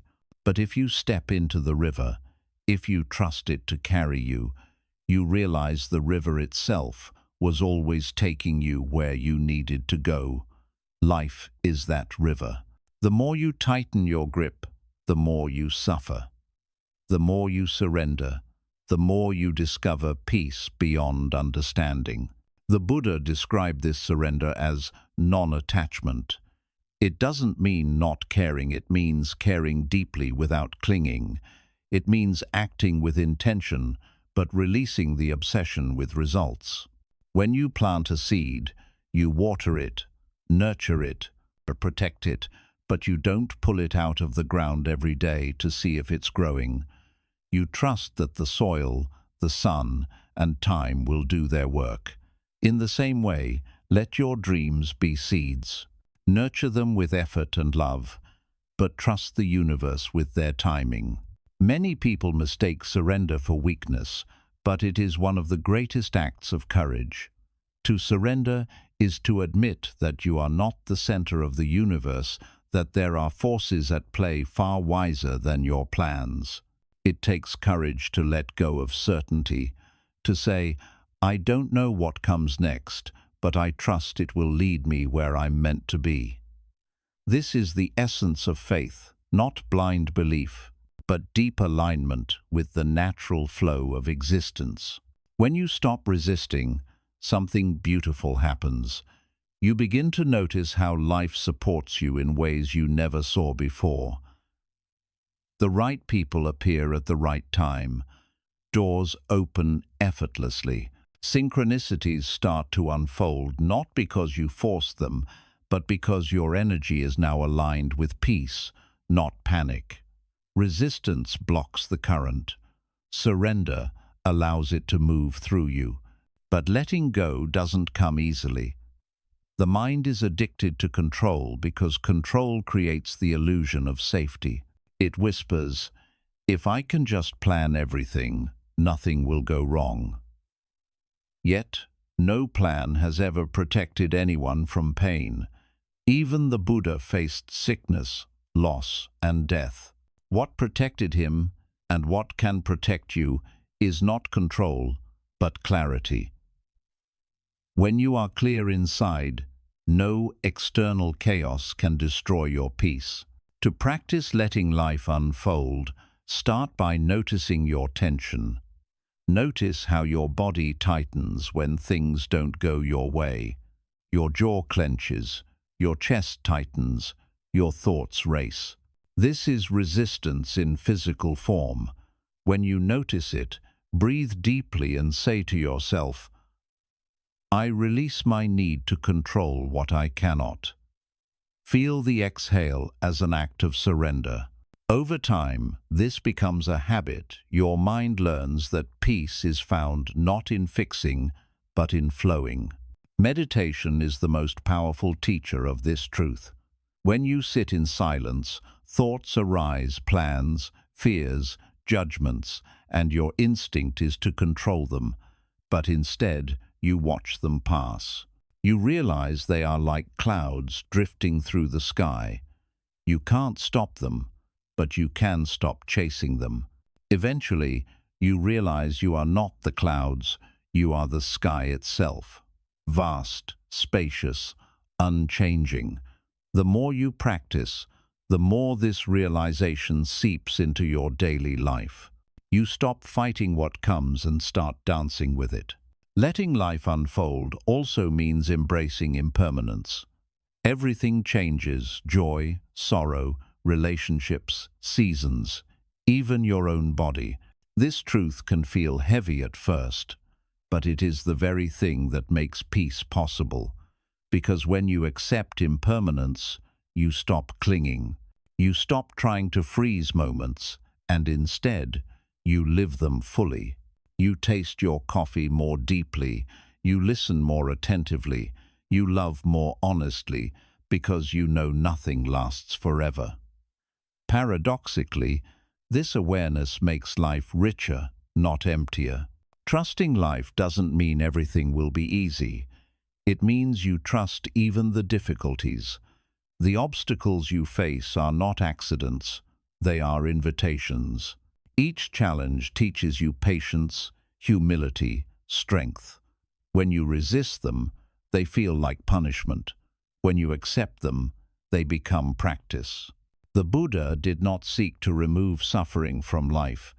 He sought to remove our resistance to it. Because suffering without resistance becomes transformation. There is a story of a monk who carried a heavy water pot up a mountain every day.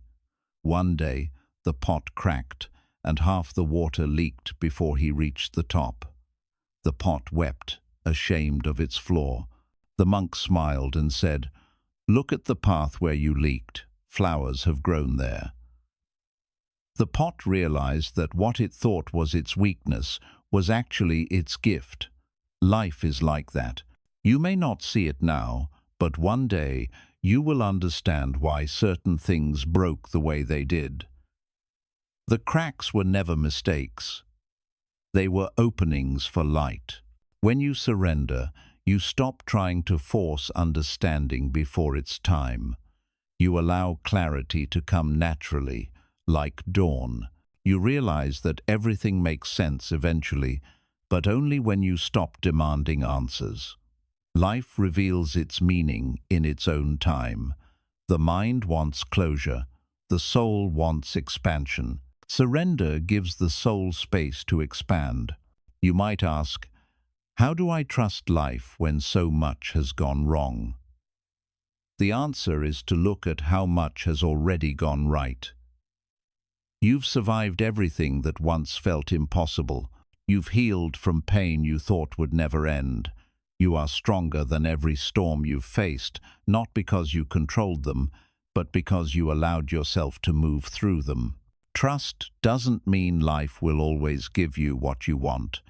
It means it will always give you what you need. Letting life unfold also means embracing mystery. You don't have to know how everything works out to walk forward. You don't have to see the entire path, just the next step. The Buddha taught right effort, acting with clarity and compassion in the present moment, without being attached to the future. When you live this way, anxiety dissolves. You realize you don't need to plan your whole life, you just need to be present for this breath, this choice, this now. As you grow in trust, you begin to see the divine choreography of life. The delays that frustrated you become blessings in disguise. The rejections that broke your heart make space for new beginnings. The silence you once feared becomes the sound of alignment. Everything, even what you resisted, was always working for your awakening. The river of life doesn't need your control. It needs your cooperation. You are not meant to push it, but to float upon it, learning to navigate its turns with grace. The more you trust, the lighter you become. Worry fades, fear loosens, peace deepens. You begin to see that life was never against you. It was always carrying you home, back to yourself, back to stillness, back to love. So, the next time life changes suddenly, when a door closes, when plans fall apart, when uncertainty rises, pause, take a breath, whisper gently to yourself, maybe this too is part of the plan. Trust that the universe knows what it's doing. Let go of the need to understand and allow yourself to experience, because life, when surrendered to, becomes art, flowing, effortless, beautiful. It is not something to control, but something to dance with.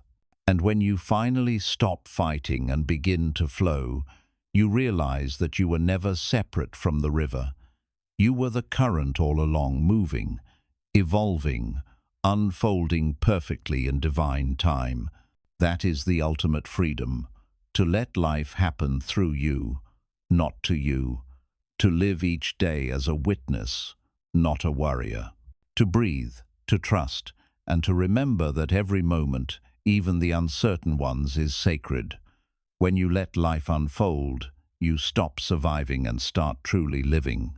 And in that surrender, peace ceases to be something you seek. It becomes who you are. 13.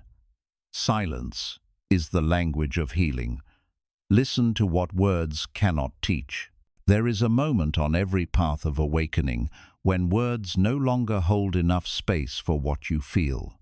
The noise of the world, the noise of your own thoughts, and the endless explanations begin to feel heavy, like carrying stones in your chest. You start to crave stillness, not just quiet around you, but silence within you, the kind that hums beneath everything, timeless and vast. In Buddhism, this silence is not emptiness in the ordinary sense. It is fullness beyond sound, the still, clear awareness that remains when the mind's chatter finally fades.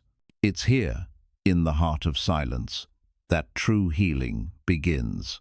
The Buddha often retreated into forests, caves, and quiet riversides not to escape the world, but to hear what the noise of the world had drowned out.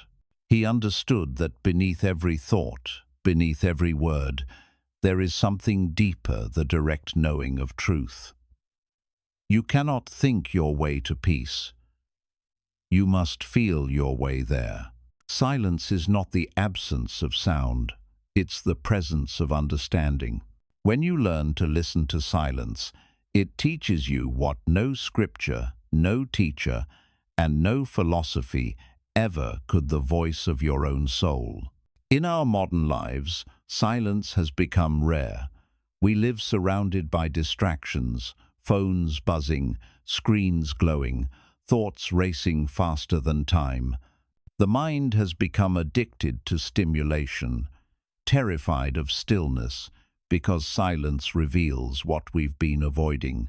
When you sit in silence, your pain rises, your fears whisper, your loneliness echoes, and so you escape back into noise. But Buddhism teaches that what you avoid holds the key to your freedom. The pain that emerges in silence is not new. It has always been there, waiting for you to face it. Silence doesn't create suffering, it reveals it so that it can finally be healed. When you sit quietly, you begin to witness how restless the mind truly is. Thoughts come like waves, memories, worries, regrets, each one demanding your attention. At first, this can feel overwhelming, but if you stay long enough, if you resist the urge to flee, something miraculous happens. You start to notice the space between thoughts. That space, that still gap where no thought exists, is where peace lives.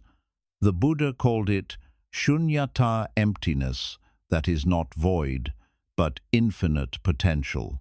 In that silence, you touch the formless part of yourself, the awareness untouched by the storms of the world. Healing through silence is not about suppressing emotions, it's about giving them room to breathe.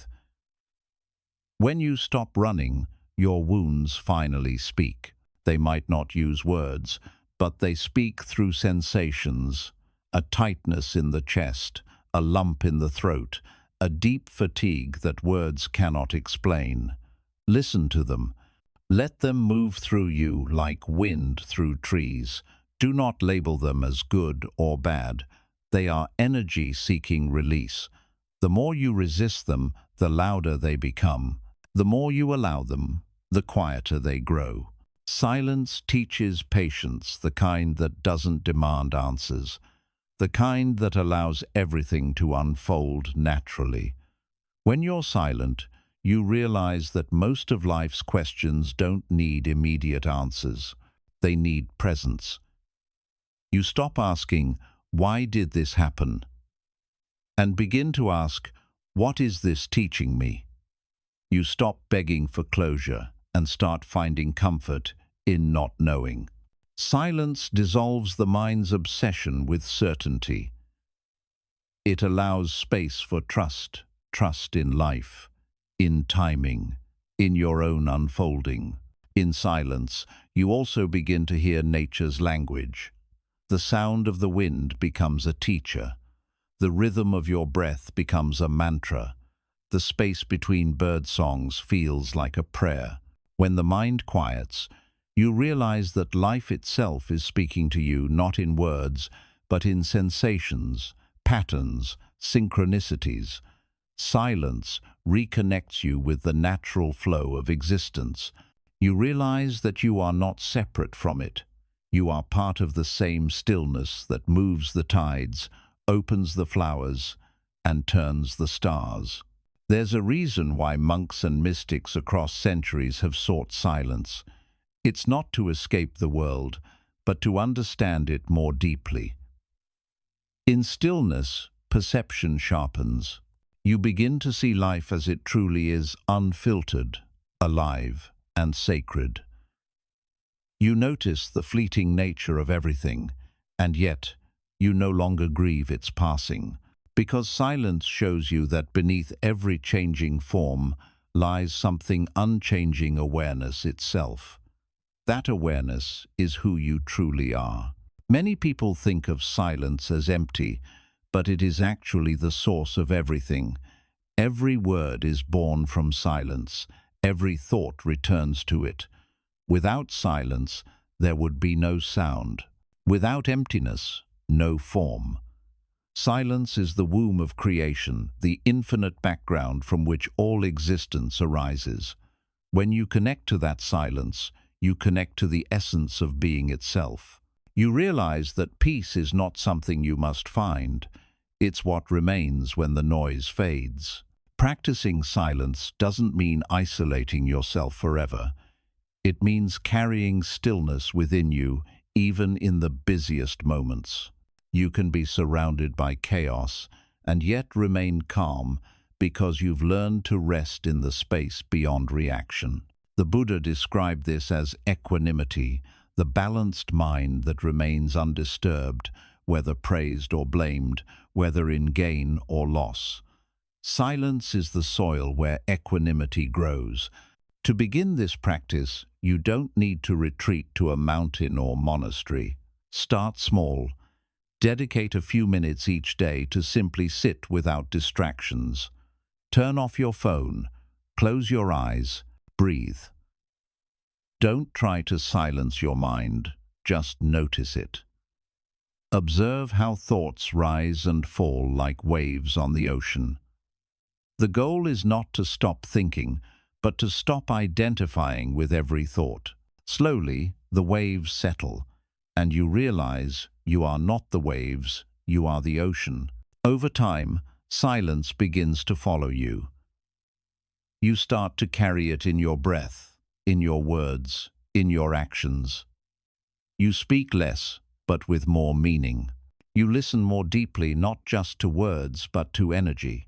You become more present with people because you are no longer lost in your mind's noise. Your relationships deepen because silence teaches you how to listen without needing to respond. And in listening, you give others what they rarely receive: your full, undivided presence. Silence also becomes your greatest healer during moments of pain. When grief strikes, when anger burns, when confusion clouds your vision, don't rush to fix it. Sit with it in silence. The mind will beg you to analyze, to explain, to act. But healing is not analysis, it's awareness. When you stop labeling your emotions and simply observe them, they begin to dissolve. Like fog in morning sun, pain fades in the light of awareness. Silence is that light. As your connection to silence deepens, you realize that it has always been with you in the pauses between your breaths, in the stillness before you speak, in the space between heartbeats. It is not something you must create. It is what you already are beneath the noise of thought. The Buddha's enlightenment under the Bodhi tree was not an explosion of new knowledge. It was the quiet realization of eternal silence within him. You, too, carry that same silence. In the end, silence becomes your teacher, your friend, your refuge. It teaches you to listen not only to the world, but to the whisper of your own intuition, that soft voice that always knows the way home. It teaches you that peace doesn't mean the absence of problems, but the presence of stillness amidst them. It teaches you that healing is not a process of addition but subtraction, removing everything that is not truth, not peace, not love. So, when the world becomes too loud, when your heart feels heavy, when words fail to capture what you feel, return to silence. Sit with yourself. Listen to your breath. Let your thoughts drift like clouds. Let your soul rest in the infinite quiet that lives within you, because in that silence you will remember what you've always known. You are not your pain, not your past, not your thoughts. You are the vast, still awareness beneath it all, untouched, eternal, free. And when you rise from that silence, you carry a different kind of strength, not the strength that comes from resistance, but the strength that comes from peace. You walk through the world gently, yet powerfully. You speak less, but your words carry light. You move slower, but every step feels sacred. You no longer chase healing because you've realized that you are already whole. That is the power of silence. It doesn't change the world outside you. It changes the way you experience it. And when your experience changes, the whole world changes with it. For in silence, you don't just hear the truth, you become it. 14. The light within the dark, how pain becomes the path to awakening. There comes a point in every soul's journey when the light you were chasing disappears. The path you thought was straight suddenly turns into a maze of confusion, silence, and loss. You look around and realize that everything you built, every identity, every dream, every certainty, has begun to crumble. This is what Buddhism calls dukkha, the inevitable suffering woven into the fabric of life. But contrary to what fear tells you, darkness is not the end, it's the beginning. For in Buddhism, suffering is not seen as punishment, it's seen as purification. It is through the dark night that the dawn of awakening begins to glow. Pain is not your enemy. Pain is your teacher, sometimes the only one you will listen to. It arrives uninvited, tearing away your illusions, forcing you to stop pretending that life can be controlled. The ego resists this violently. It says, "Why me?" It clings to comfort, to certainty, to the old self that no longer fits. But if you can pause in the midst of your pain, if you can breathe through the fire without running, you begin to see that the destruction is not chaos, it's transformation. The caterpillar doesn't understand the cocoon, yet it is the only way to become the butterfly. The Buddha's own awakening was born through deep suffering. Before enlightenment, he was Siddhartha, a prince who had everything yet felt something missing. When he left his palace and witnessed sickness, aging, and death, his heart broke open. That heartbreak was not the end of him, it was the start of his journey toward truth. He discovered that pain is not a curse but a mirror. It reflects the attachments and illusions we hold on to. Once seen clearly, suffering becomes a doorway to freedom. When you suffer, your first instinct is to escape. You distract yourself, numb yourself, run toward noise. But every escape only deepens the wound. Buddhism teaches that the only way out of suffering is through it. Not by analyzing it or suppressing it, but by sitting with it in awareness. Pain demands to be felt, not explained.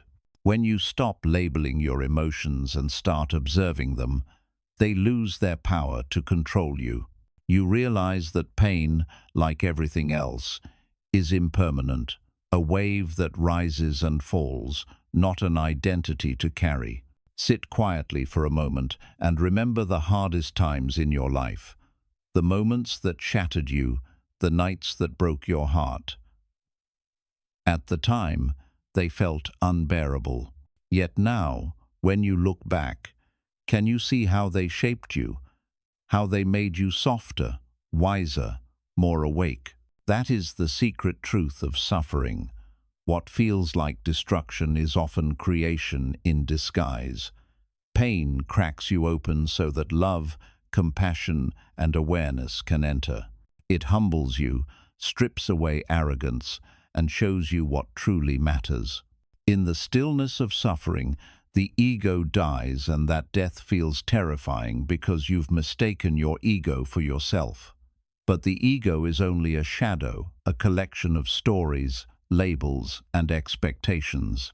Pain burns those stories away, leaving you face to face with your true self. Pure awareness, boundless and free. That is why, in Buddhist teachings, pain is sacred. It's the fire that purifies gold. Without the fire, the gold remains hidden in stone. You cannot awaken without first breaking. Every great spiritual transformation begins with a collapse, a loss of identity, a dark night of the soul, a season of emptiness. The Buddha compared this to the process of burning away ignorance. He said that when the old self falls apart, the mind experiences fear because it believes it's dying. But what's dying is not you, it's your attachment to what you thought you were. The pain of losing yourself is the birth pain of becoming who you truly are. When you stop fighting the darkness, it starts to teach you. You begin to see that every tear carries wisdom, that every heartbreak is a call to let go of illusions. The mind sees pain as a problem to solve. The heart sees it as a doorway to awakening. If you listen carefully to your suffering, you'll find that it is always asking you to release something, an attachment, a belief, a resistance. Each layer of letting go brings you closer to peace. Buddhism also reminds us that suffering connects us to others. Every person you meet is carrying their own unseen pain. When you've known heartbreak, you can recognize it in another's eyes. This recognition is the root of compassion. The Buddha said, "Understanding suffering is the beginning of wisdom." Once you've walked through darkness and survived, you stop judging others for theirs. You realize that kindness is not pity, it's shared humanity. Compassion means saying, "I see your pain because I've seen my own." Pain is also the great equalizer. It dissolves illusions of separation, pride, and control. It reminds you that no matter how powerful or wise you think you are still human, fragile, temporary, vulnerable. But this vulnerability is not weakness, it's the doorway to real strength. In your most painful moments, when you have nothing left to prove or hide, you become authentic. You see yourself not as someone who must conquer life, but as someone who belongs to it. That shift from control to surrender, from me to we, from mine to ours, is the essence of awakening. The mind will ask, how do I make this pain go away? But the wiser question is, what is this pain trying to show me? Sometimes pain teaches you patience. Sometimes it teaches you boundaries. Sometimes it teaches you to stop expecting life to be fair. And sometimes it teaches you love, real love.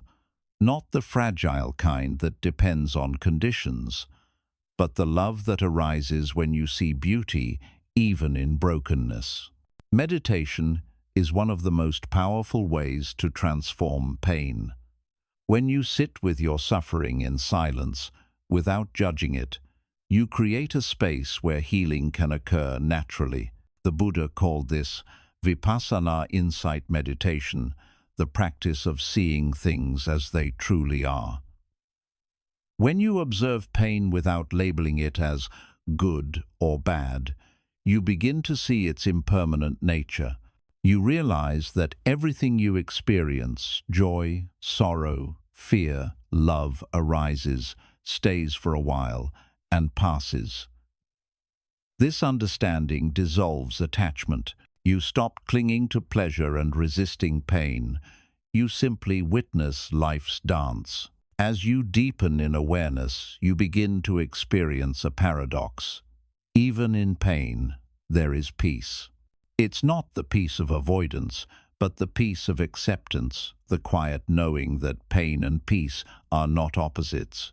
They coexist. Just as the lotus blooms in the mud, your peace grows through the soil of suffering. The mud doesn't stain the flower, it nourishes it. Likewise, your darkness doesn't define you, it refines you. In time, you come to see that nothing in your life has been wasted. Every heartbreak, every failure, every loss, all of it has been sacred ground for your awakening. Buddhism calls this karma's unfolding not as punishment, but as evolution. Each experience you face is a teacher guiding you closer to freedom. The soul learns not through perfection, but through contrast, through falling and rising, through breaking and mending. When you embrace pain as part of the journey, fear loses its power. You no longer dread the future, because you know that whatever comes, you have the strength to walk through it. You've learned that even in your lowest moments, something inside you, call it awareness, call it spirit, call it light, never leaves. That light is your true self. It may flicker in the storm, but it never goes out. There's a story from Zen tradition about a monk who asked his master, "How do I find liberation?" The master replied, "Who binds you?" The monk said, "No one." The master smiled and said, "Then why do you seek freedom?" In that moment, the monk realized that liberation is not something to reach. It's the recognition that you were never truly imprisoned. Pain doesn't chain you, your resistance to it does. Once you stop resisting, you see that even the darkness was never your enemy. It was your teacher all along. So the next time life brings you to your knees, remember, this too is part of your awakening. Let yourself feel it fully, completely, without shame. Cry if you need to, rest if you must. But do not turn away. Sit in the darkness until your eyes adjust, until you begin to see the faint glimmer of light. That light is not outside you, it's within. It has been waiting for you to notice it. Pain will come and go, but what you discover through it will stay forever. You will learn that you are not fragile, you are resilient. You are not broken, you are breaking open. You are not lost, you are being guided. The cracks in your soul are not flaws, they are doorways for light to enter. And one day, when someone else sits in their own darkness, trembling, you will sit beside them not to fix them, but to hold space. You will say, "I know this place. I have been here too. And I promise the light will return." In that moment, your pain becomes your purpose, your suffering becomes your strength, and your darkness becomes your greatest offering of love. That is the gift of pain. It breaks you, but only to reveal that you were never broken. It leads you through the dark, not to destroy you, but to show you the brilliance of the light that was within you all along. 15. Becoming one with the present moment where real life finally begins. At some point in your spiritual journey, you realize that the greatest illusion you've ever believed is that peace lives somewhere other than now. The human mind is obsessed with elsewhere. It runs to the past to mourn what's lost, or to the future to chase what might come. Yet, the Buddha taught that both are illusions, shadows of a reality that only exists in this single breath. Every moment you spend resisting the present, you abandon the only place where healing, love, and true freedom can ever happen. Enlightenment is not a destination. It is the art of being completely here. The present moment is often overlooked because it seems too simple. The mind wants something more dramatic, some future revelation, some distant miracle. It cannot accept that what it's been seeking all along is already here, quietly waiting beneath layers of thought. The Buddha said, "Do not dwell in the past, do not dream of the future, concentrate the mind on the present moment." Yet this simple truth is one of the hardest to live, because the ego thrives on movement. It needs time to survive. The past gives it identity, and the future gives it hope. But the now, the eternal now, exposes the illusion. When you sit in the present, really sit, without trying to change or escape, you begin to notice something extraordinary. Everything you've been fighting, everything you've been longing for, starts to lose its grip. The noise of your mind quiets, not because it disappears, but because you stop believing every thought it throws at you. The past no longer defines you. The future no longer controls you.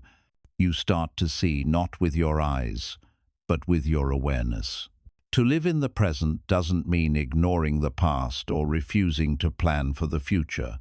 It means living with full attention and peace in this breath, this step, this heartbeat. You remember the past only as a teacher, not as a home. You prepare for the future, but do not worship it. You become like a traveler who enjoys each step of the path instead of fixating on the destination.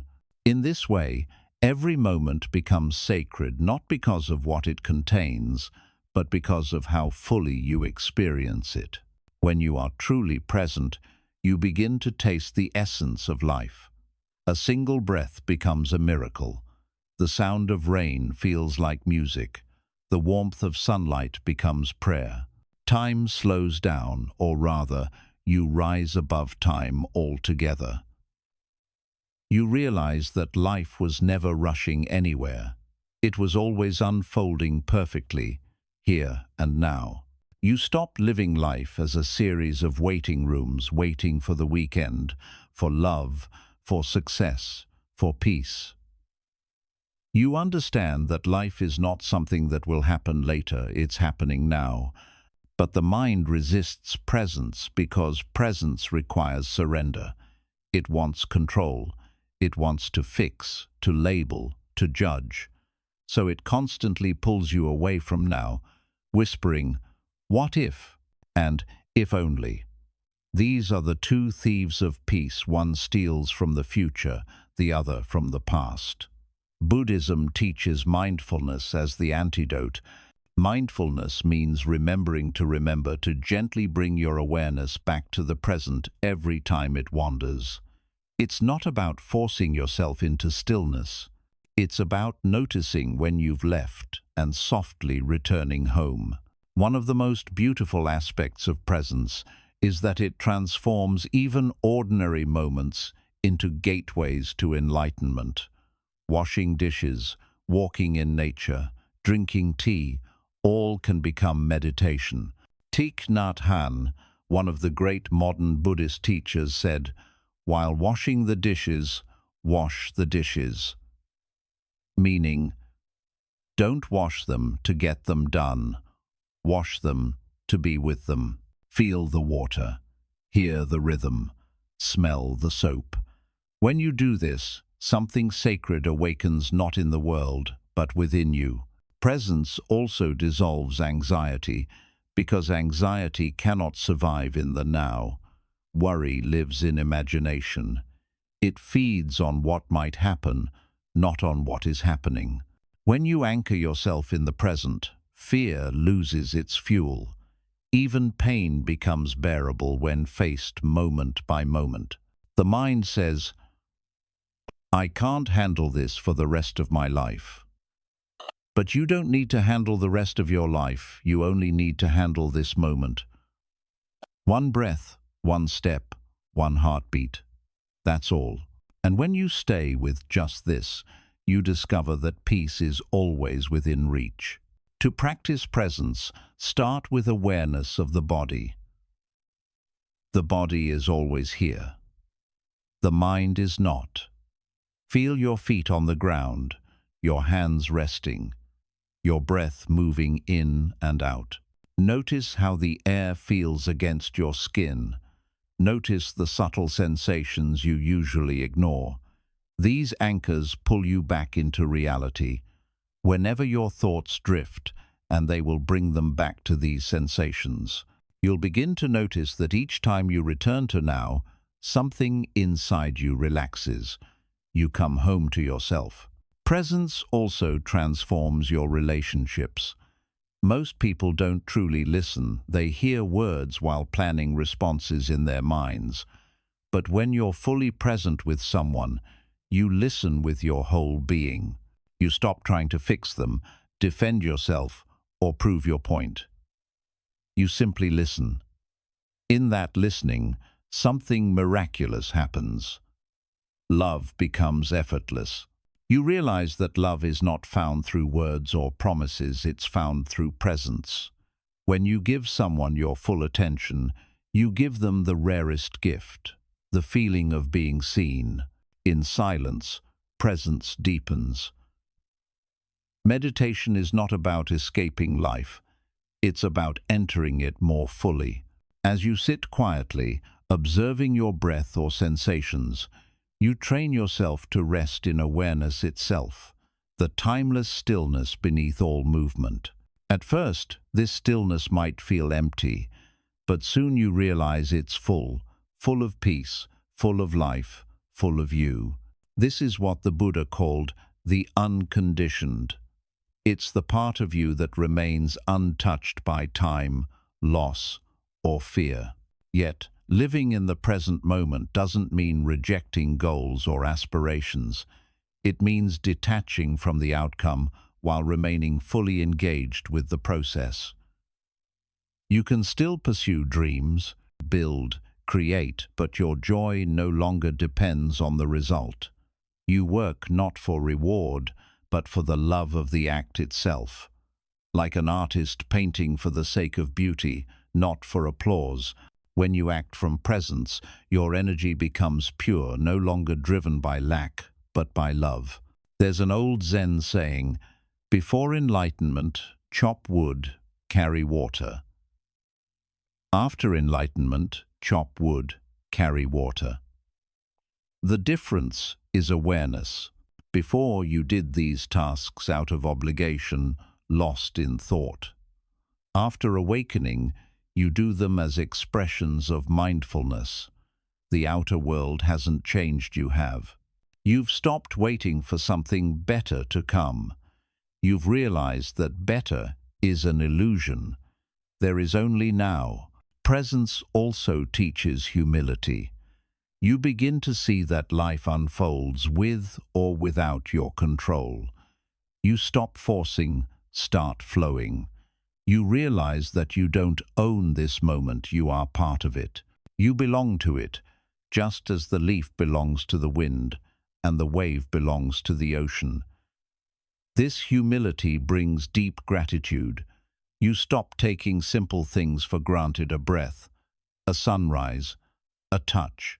Gratitude and presence are twins. The more present you are, the more grateful you become. Of course, staying present is not always easy.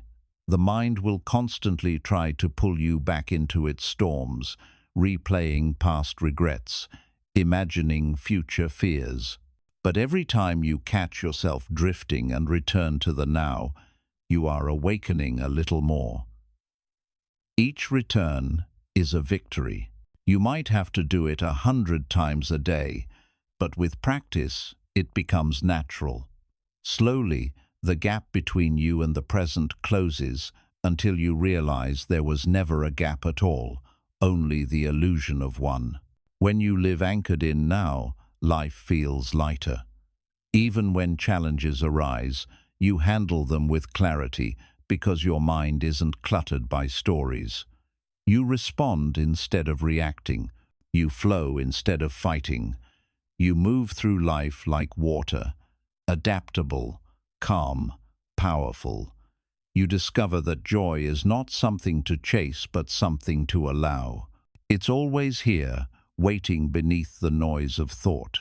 Buddhism calls this state suchness, seeing life as it is, without resistance or distortion. When you live in suchness, you stop trying to make reality match your preferences. You see beauty even in imperfection, grace even in chaos. You begin to experience what Zen masters call satori flashes of profound realization, where you suddenly feel one with everything. These moments can happen anywhere while sipping tea, hearing laughter, or simply breathing. They reveal that enlightenment is not hidden in some distant temple. It's in this very breath. As you deepen into presence, you start to understand that the present moment is not static. It's alive, flowing, infinite. It holds all of time within it. The past is memory unfolding now. The future is imagination arising now. Everything that has ever been or will be is contained within this eternal moment. You realize that you were never moving through time. Time was moving through you. So, pause right now. Take a deep breath. Feel it enter your lungs, travel through your body, and leave gently. Feel your feet grounded, your heart beating, your awareness expanding. This breath is life. Not tomorrow, not yesterday. Just this. The mind may say, "That's too simple." But the soul whispers, "This is everything." The secret of peace is not in doing more, but in being more, being here, being aware, being alive. You don't need to chase enlightenment. You only need to stop running from now. For the present moment is not just where life happens, it is life itself. And when you finally learn to live here fully, completely, without resistance, you'll realize something timeless. The search for meaning ends because you have become one with it. You'll no longer wait for your life to begin, because it already has in this breath, in this stillness, in this eternal now. At the heart of every spiritual path, every act of self-discovery, every tear shed in silence, there lies one eternal truth: you were never broken, only disconnected. The suffering you've carried, the mistakes you've made, the pain you've endured, none of it has been in vain. Every scar was a teacher, every ending was a beginning in disguise. Every moment of darkness was guiding you not away from yourself, but back home. Buddhism teaches that the journey is not about becoming something new, it's about remembering what you already are. Pure awareness, untouched by circumstance, beyond birth and death. The light you've been searching for was never outside of you. It was waiting beneath layers of fear, attachment, and noise. When you begin to love yourself, when you stop running, when you learn to sit with silence, you begin to see it, that unshakable, radiant presence that has always been there, quietly watching, endlessly patient. You came into this world whole. Then life happened, expectations, comparisons, heartbreaks, and you began to forget. You learned to abandon yourself for acceptance, to trade authenticity for approval, to chase peace while ignoring that it was inside you all along. The path of healing is simply the path of remembering, remembering to breathe, to pause, to let go, to forgive, to be. Each lesson you've walked through, from learning to stop pleasing others, to facing your fears, to finding stillness in chaos, has been preparing you for this truth, that peace is not found in changing life, but in embracing it. The storms will still come, people will still leave, the body will still age, but when you live anchored in awareness, none of it can steal your serenity.